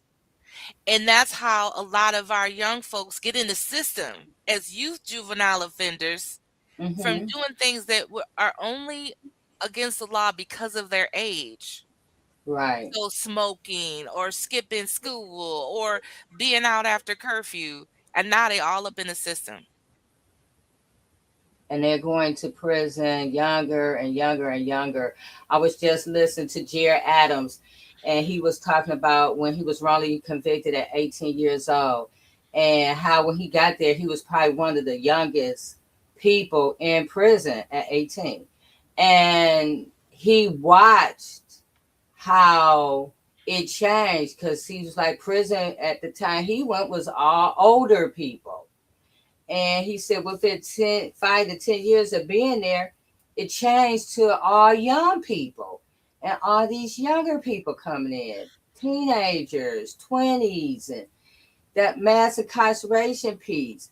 And so we forget because out of sight, out of mind. Yes. And all the other biases to go on, we can hit with it. We kind of, contribute to the mass incarceration thing. You know, the church, everybody wanted, let's put lock them up, lock them up, lock them up. And fast forward to today, 20, 30 years, you're paying massive lawsuits for wrongful conviction. So, right. So, let me hit on just a thought about what you're saying. Yes, we have a part to play, but understanding we weren't the birthers of that, right? Right. So, part of the reason that we didn't used to call the police on each other and do all that kind of stuff. We've lost community, right? Mm, And the loss of community is, whether it's through, gentrification or pushing us out of neighborhoods. They constantly move us in neighborhoods, pushing us to a neighborhood, pushing us out of a neighborhood like little chess pieces. And so mm-hmm, when we lose community, we, if you see a kid doing something that they shouldn't be doing, and the mama, the auntie, the grandma, whatever, you might yell out, Jason, now stop it. But if you don't know, most people call the police. mm-hmm, They call, you know what I'm saying? There's no, we've had destroyed that community piece. But the other thing was when I was talking about after 2013, I pulled up, I knew I had it here. There's been 100 restrictive voting laws that came up out since 2013. So after that initial gutting, that's when, see what I'm saying? We got it. They got a 13-year head start on us. So mm-hmm, 100 restrictive voting laws with stricter voting ID requirements, polling place closures, reduced early voting, restrictions on mail-in ballots, and so forth, so on. Poll taxes, essentially, all since 2013. And then since last week, already, Louisiana is redrawing maps. Tennessee is working on redrawing their districts. Florida and Mississippi have already, since this is just since SCOTUS a week ago, it ain't been a week, has and been, already passed new proof of citizenship voting laws. South Dakota and Utah have already done similar citizenship based voting requirements, and it's not really clear on how they're deciding who's a citizen or not. I had a friend who was her mom was born here, but her grandparents are Japanese, and they was giving her the flux. New Hampshire has started laws under challenge tied to similar restrictions. Um, and then we have Washington, New York, California, Illinois are pushing back. Those are the strong states that are pushing back. What was interesting to me is, where's Michigan in that? They ain't pushing mm, back or pulling in. We just here. mm-hmm, That's quiet. too quiet for me. Too Mm-hmm. quiet for me. Now, where's Trisha? That's why I'm like, where is Trisha? I was thinking the same thing. Trisha, Yeah. what did the elected official say today at the with the elected lady, the elected woman who came in to just make her speech and leave, say today about the voting, about the Supreme Court. You know, when she was talking, it was like wah wah wah wah wah wah wah. So I don't quite remember the exact words she said. As a matter of fact, when she said, "Do you see what happened yesterday? The Voting Rights Act." I just tuned her out because I started thinking about the racial hostility in her office and why she keep being welcomed into Black spaces and whisking in and whisking out. So you really don't care much about Black people anyways, but now you want to be up here talking about the Voting Rights Act. So yeah, I didn't hear too much of what. That's where Michigan is at on. They had the Attorney General there. He spoke a little bit about it, but you're right. The Attorney General. I mean, not the Attorney General, Lieutenant Governor. Oh, Garland Kirk. Mm-hmm. Oh yeah. He spoke a little bit on it. But spoke is what I was just telling you was not about spoken. Right. I'm talking about enacting. Right. And now I'm just saying it. That's right. That's what I'm saying. That's where they at on it. Nowhere. I don't want to hear I listen to speeches all day. They're nowhere. They're too busy fighting Crystal Clark. Okay, we're gonna go. We're gonna go here, you guys. I'm trying to keep myself calm here, Nicole. Why? Because I'm really upset. That's okay. You get tired of people playing fast and loose with your dead. Mm-hmm. And it was triggered by Obama. You know how many dead people are in the bottom of rivers in Mississippi because they tried to vote? Mm-hmm. How many dead folk, right? Folk who have wounds because of this. And here we are in this moment in the country's history, and we have to deal with this again.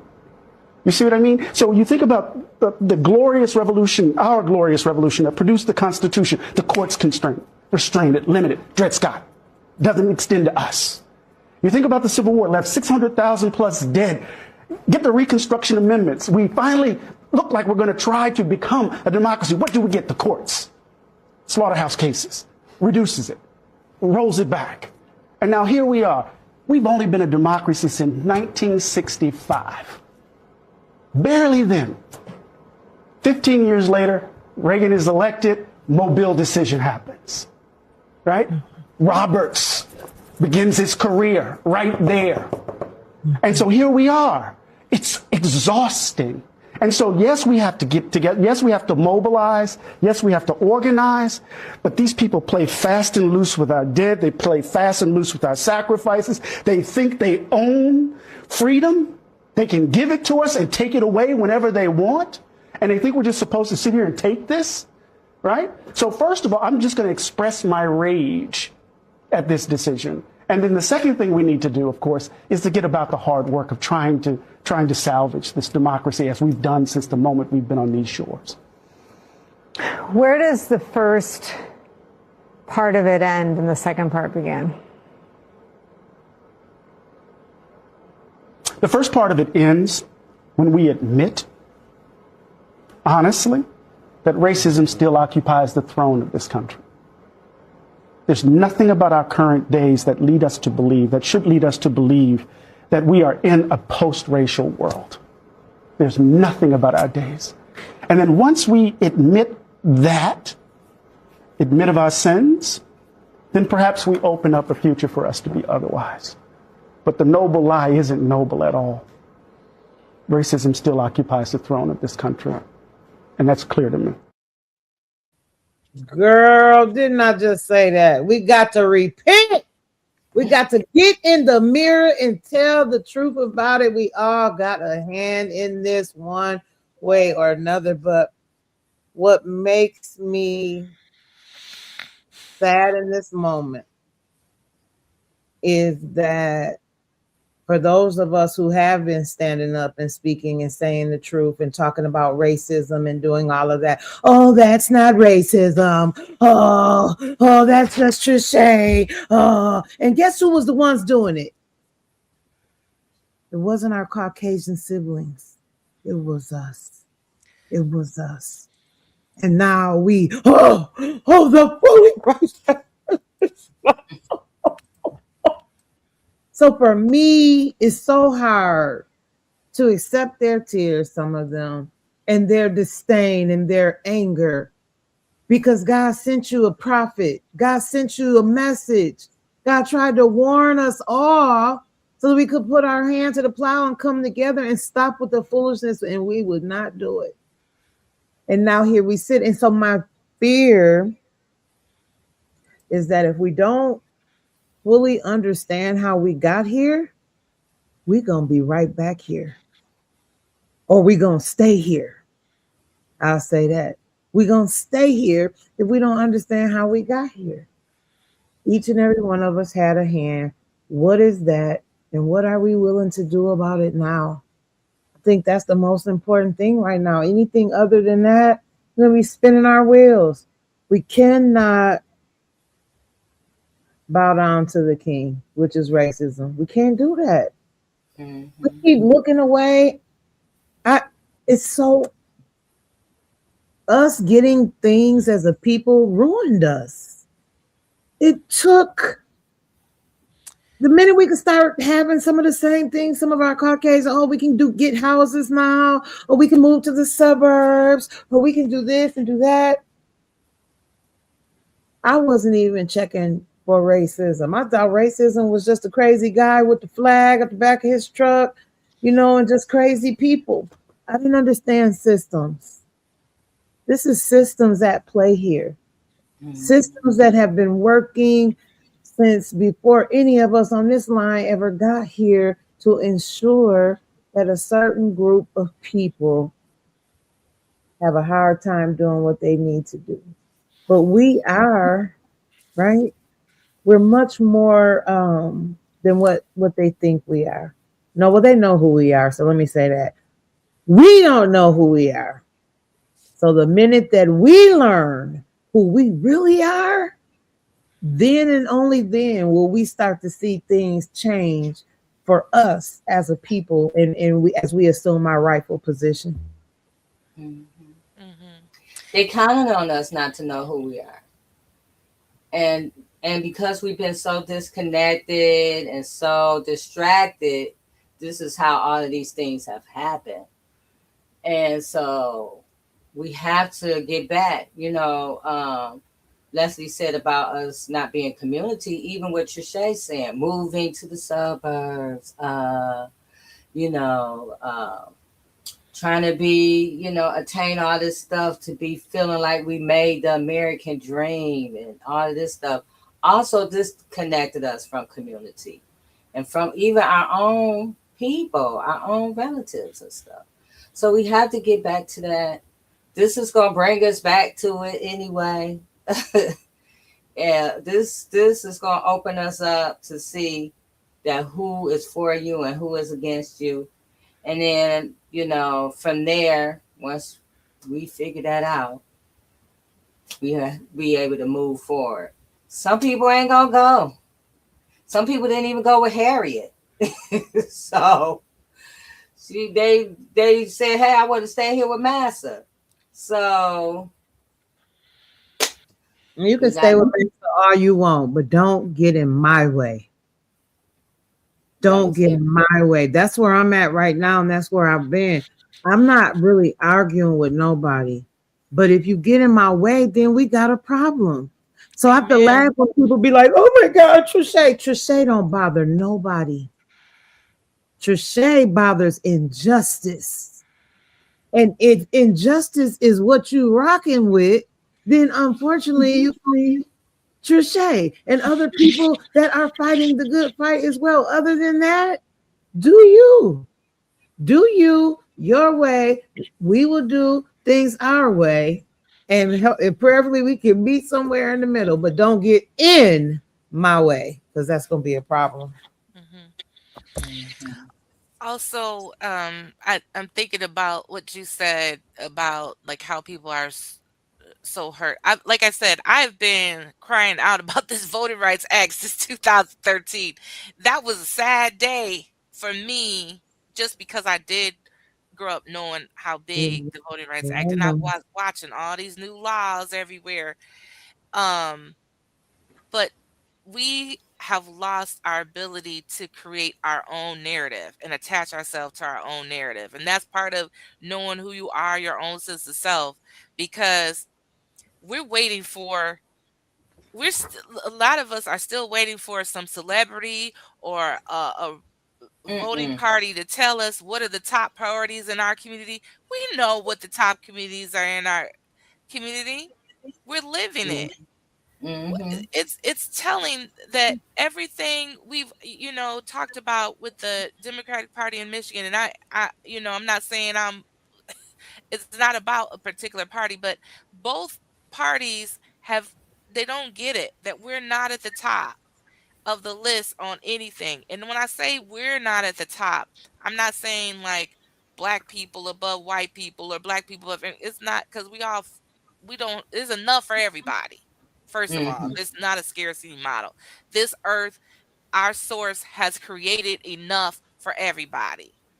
But when I say that, it's like we don't need to have somebody tell us that the top 5 things. We know that somewhere between 600 and 800,000 black women have lost their jobs, and somewhere around 290,000 black men have lost their jobs over the last, whenever since Pudd'nhead got in office, right? So that means that that 81% of black households are carried financially by women.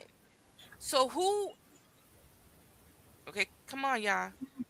So I don't want you to say, to as a white organization, say we're here to feed the little black children. Because if you were here to feed the little black children, you would make sure their mamas had somewhere to work and their daddies had somewhere to work. Do you see what I'm saying? We letting people play in our face like that. And that's the whole. I just summed up the whole nonprofit industrial complex. We don't need a. They want to give you a box of food. Yes. Instead of giving you, we want jobs. We don't need your box. Yeah. So I feel you on that. I got a 10-year-old food critic. I can't eat half the stuff in the box here. I can't bring that up in here. What is that? I brought some off-brand cheese. She was like, "What is that?"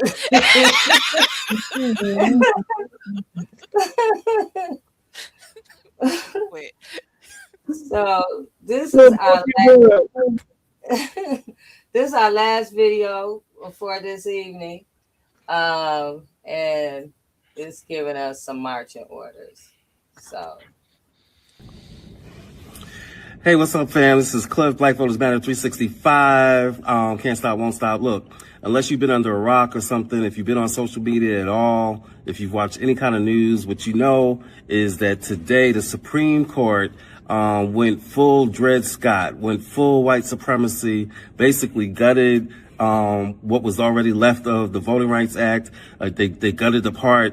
They got rid of a new black district that had been created in the state of Louisiana. And not just that, they didn't stop there, but basically they reworked and gutted all of what we call Section 2 in the Voting Rights Act, which is what gives us the power to be able to get black districts, right? When there's discrimination going on, when there's racial gerrymandering going on, the kind of things that we've seen, in Texas, in Ohio, in Missouri, in North Carolina, right?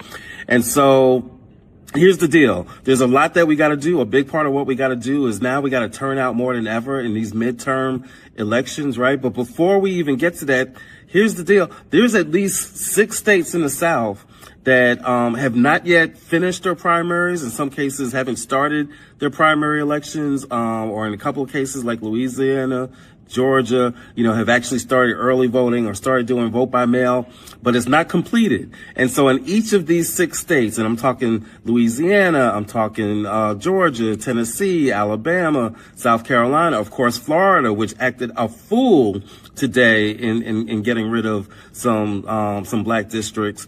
But in each of these 6 states, there's been some discussion or concrete action, and we're going to try to put up the map to show those states, but there's been either discussion or action in terms of trying to delay their primaries, talking about redoing maps. The state of Alabama is talking about getting rid of the only 2 black districts that are in Alabama, the new one and the one that had been around for a few years. They're talking about getting rid of those. In South Carolina, there's been talk about getting rid of the one black district in South Carolina. That's James Clyburn's district. And so in each of these states, there's some discussion. And so this is what we need folks to do. We need y'all to get involved. Yes, we need y'all to be getting ready and mobilizing for the elections. But right now, there are organizations in each of these states that need some help, that need some support. Just today in Florida, a strong sister named Angie Nixon, she's a state legislator. She did a protest on the floor in the Florida Capitol as they were voting on their crazy gerrymandered racist maps, right? We know that there are organizations like our friends, the Power Coalition in Louisiana, who are actually one of the plaintiffs in the Calais case. They're going to need some support. We got friends in Alabama, Alabama Values, Alabama Rise, some of our other partners there, they're going to need some support. So if you are down to get down, we need you. So get involved. You can send us a text to 25225. That's the number to text, 25225. Send the word FAIR MAPS, one word, FAIR, F-A-I-R, MAPS, one word, and that'll get you signed up, and we'll get you some information. Let us know which state that you are most interested in, and we'll get you information on how to get plugged in, how to make some phone calls, how to support the orgs that are doing the work on the ground, right? How to use your voice in whatever way possible, how to use your art, whatever talent is that you have. If you hear my voice, you are an organizer, and there's a role for you to play in this battle, because this mid-decade redistricting, this racist gerrymandering, this Jim Crow gerrymandering is going to start taking place in these states. Even in some states that already did one wave, they're about to come back. Don't be surprised if Texas tries to come back and do some more gerrymandering and act the fool. Because the first time they did it, they got squashed by California. So don't be surprised if even some of the states that have already gerrymandered try to do some more gerrymandering. But you and we have the power to stop that, because at the end of the day, y'all, guess what? We got us. So send us that text, 25225, FAIR MAPS, get connected, get involved, fight back. We got us, because Black Voters Matter 365. Man, oh man. Man, oh man. Just shout out to Cliff, man, and the Black Voters Matter team. I'm so proud to be one of the partners amongst that organization, man. When I tell you the night that it happened, and I'm not mocking anybody that is upset. Yes, of course, people should be upset. I'm saying those are my feelings about people not being involved and just acting so distraught, right? But when I tell you the way they mobilized us together and put focus on those states, and to hear from the people that are right there, boots on the ground in Louisiana and some of these other different states, and some of the things that they're facing, and to know they're all like right in the middle of elections. As a matter of fact, I think in Louisiana, they were saying that absentee ballots had already been sent in, and so I just want to send a huge shout out to Black Voters Matter, because Black Voters Matter is not being reactive. Their boots on the ground, 365, being in tune with what's going. They were another one that was sounding the alarm, that was warning us, like, we've got to do something, come together. Everybody comes and gets the shirts, and they sign up on the code, and they take all the little nice things that Black Voters Matter has to give, but the whole thing of them being out there was to let us know that we have to pay attention to what is going on. So again, shout out to Black Voters Matter, and shout out to them because they bring the big bus to Juneteenth this year. So I'm really excited about that. But what does that mean? When you say they're bringing the big bus? They do a big bus tour, and they just drive into different areas. And that one. Okay. Yeah, Okay. yeah. Will they have like people on there already, or they come in here to pick people up to take them somewhere? Yeah, they have people on already, so they just kind of pull up in certain areas. The last time they came in was they went to Eastern Michigan University, and so they just had speeches and they just kind of corralled, around the students and just uplifting and just trying to get people registered to vote and all of that stuff. So it's like a mobilization tool that they use, riding in with the big buses on the tour. Okay, I like that. Keep me posted. Yes. Well, you'll be at Juneteenth, so you'll I see will, them. but I mean, like, I want to be on a bus. And not only that, Leslie, you really need to join as a partner. You really Yes. need to join as a partner. You a nonprofit? No. Oh, okay, Well, okay. we'll talk offline, but I have reached out. So, Yeah, hmm it would be great. I think what you're doing. They would definitely love to uplift. hmm yeah, so it's my understanding because I watched so I went to on the day that it happened, I went to the live mobilization effort by ACLU and Indivisible, and it was I was really ticked off actually because I had a lot of our well, not a lot, but a handful of our European siblings reach out and were like, they're so sad for, this is happening, and wanted me to tune in to um whoever, I'm not gonna name names, but like whatever, the Jessica Cravens and all those the white leaders. And I'm like, y'all need to listen to black leaders right now, right? And Exactly. it's you see what I'm saying? Because Exactly. we have been talking this talk for a long time, and now just because you have these different people, what is it, Heather Cox Richardson and Rachel Maddow? Shout out to all of them. They do good work, but they are echoing what black leaders are saying, right? And Right. have been saying without the same platform or resources to do so. And Right. so that's been on my heart. And I also was ticked off because I would felt very sad that some of the original lawyers from that defended the Voting Rights Act of 1965 were on, which was powerful, but some of them were trembling. They're old, right? And they're still trying to be in the game. At what point at what point does the baton move? You know what I I'm think that's a big question because sometimes the baton stays in someone else's hands so long. That's another reason why people get checked out too, because Yeah. we don't know when to pass it to the next person. I find that in a lot of, even in the unions and a lot of organizations where we have a big presence, we hold on to stuff so long where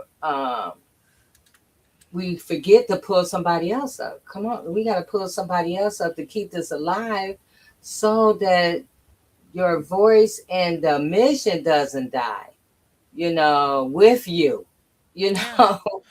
So, and then even for the youth, they're looking at it. How does this resonate with them? And if you don't have useful voices in the room or sitting at the table with you, trying to figure out how it resonates with them, so they can, move up in it, then you lose steam. And then stuff like this has happened. You see, they're younger and they they pass Yeah, maybe. everybody can't be grandparent age, and it is a place for them, right? It is a place for everybody. I love intergenerational movement work. I'm part of that. But at a point, yeah, how do you bring in younger voters when all the decision makers or the people at the head of the table are past? Right. And I hate to say it this way, but when I look there, what also I look at is their lives, um, based on the pressure we have in our generation, lack of health care, we might not even see the age they are. Right. You know what I'm saying? Right. The racists bring in young racists. So I'm just saying. They Yeah, pass they it on. bringing it. That's true. Just They like we make talk them. about moment into a movement, these racists they have created a Right. movement. Right. They got little young racists all the way up to the top. They passed the baton all over with their racism. So, and we have to do the same thing. We cannot check out. We got to come back in the fold. You know what I'm saying? And we got to educate our babies. You know, because they're even our little bitty babies. You know, I remember watching Courtney's daughter, you know, at the Oh yeah, and her little she's friend, so cute. and they like little baby activists, and so we're gonna have to raise little baby activists. These kids are really smart, you know. They have all the information like this now, and so we're gonna have to even. If you look at the civil rights movement, who led a lot of it was the kids, you know, because the parents was getting arrested and stuff. And so the kids, putting the kids in the movement changed the game.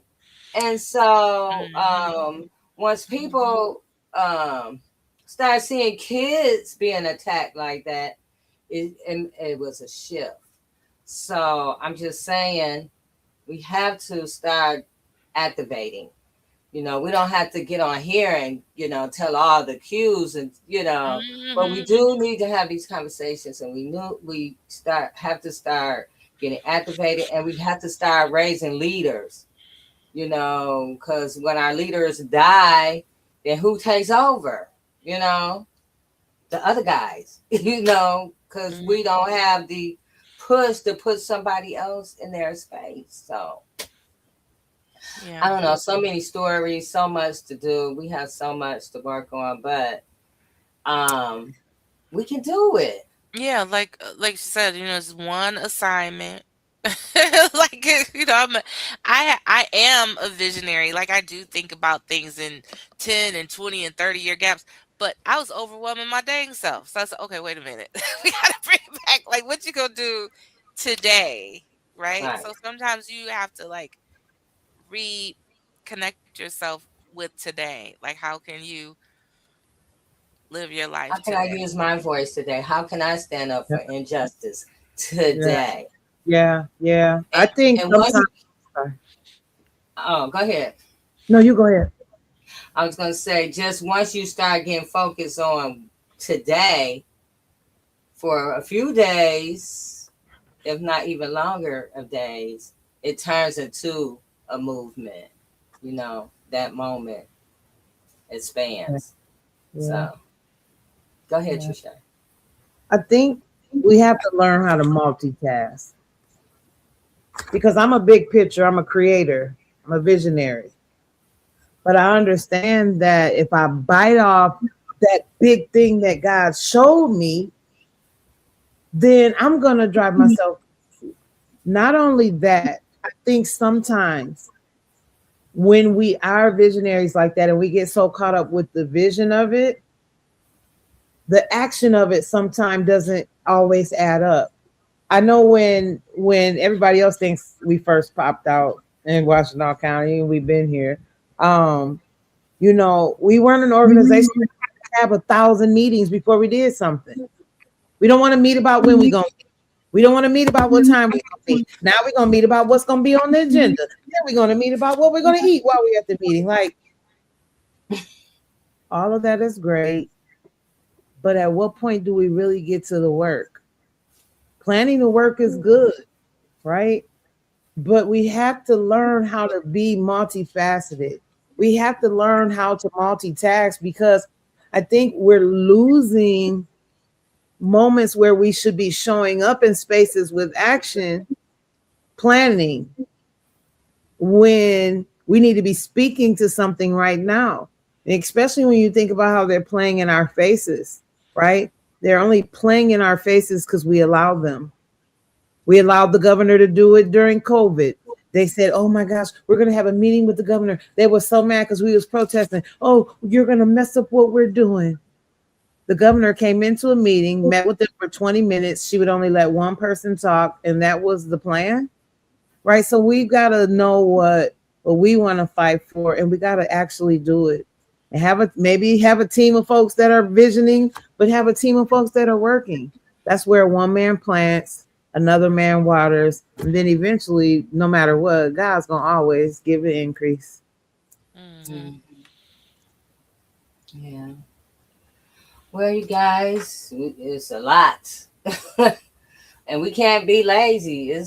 Laziness is over now. We got to get our muscles together and get the moving, because the work is now on the table, so. Yeah. But I want to play this and then we out of here. It just made me think about what we got to do. We will not bow down to racism. Yeah, we will not bow down to injustice. We will not bow down to exploitation. What you gonna do? I'm gonna stand. I'm gonna stand. I'm gonna stand. I'm gonna stand. I'm gonna stand. See you guys next week. Turning a moment into a movement. Good night, everybody. Good night.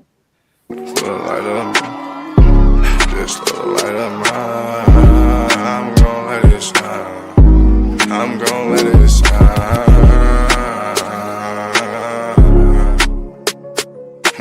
Just a light of mine. Just a light of mine. I'm gonna let it shine.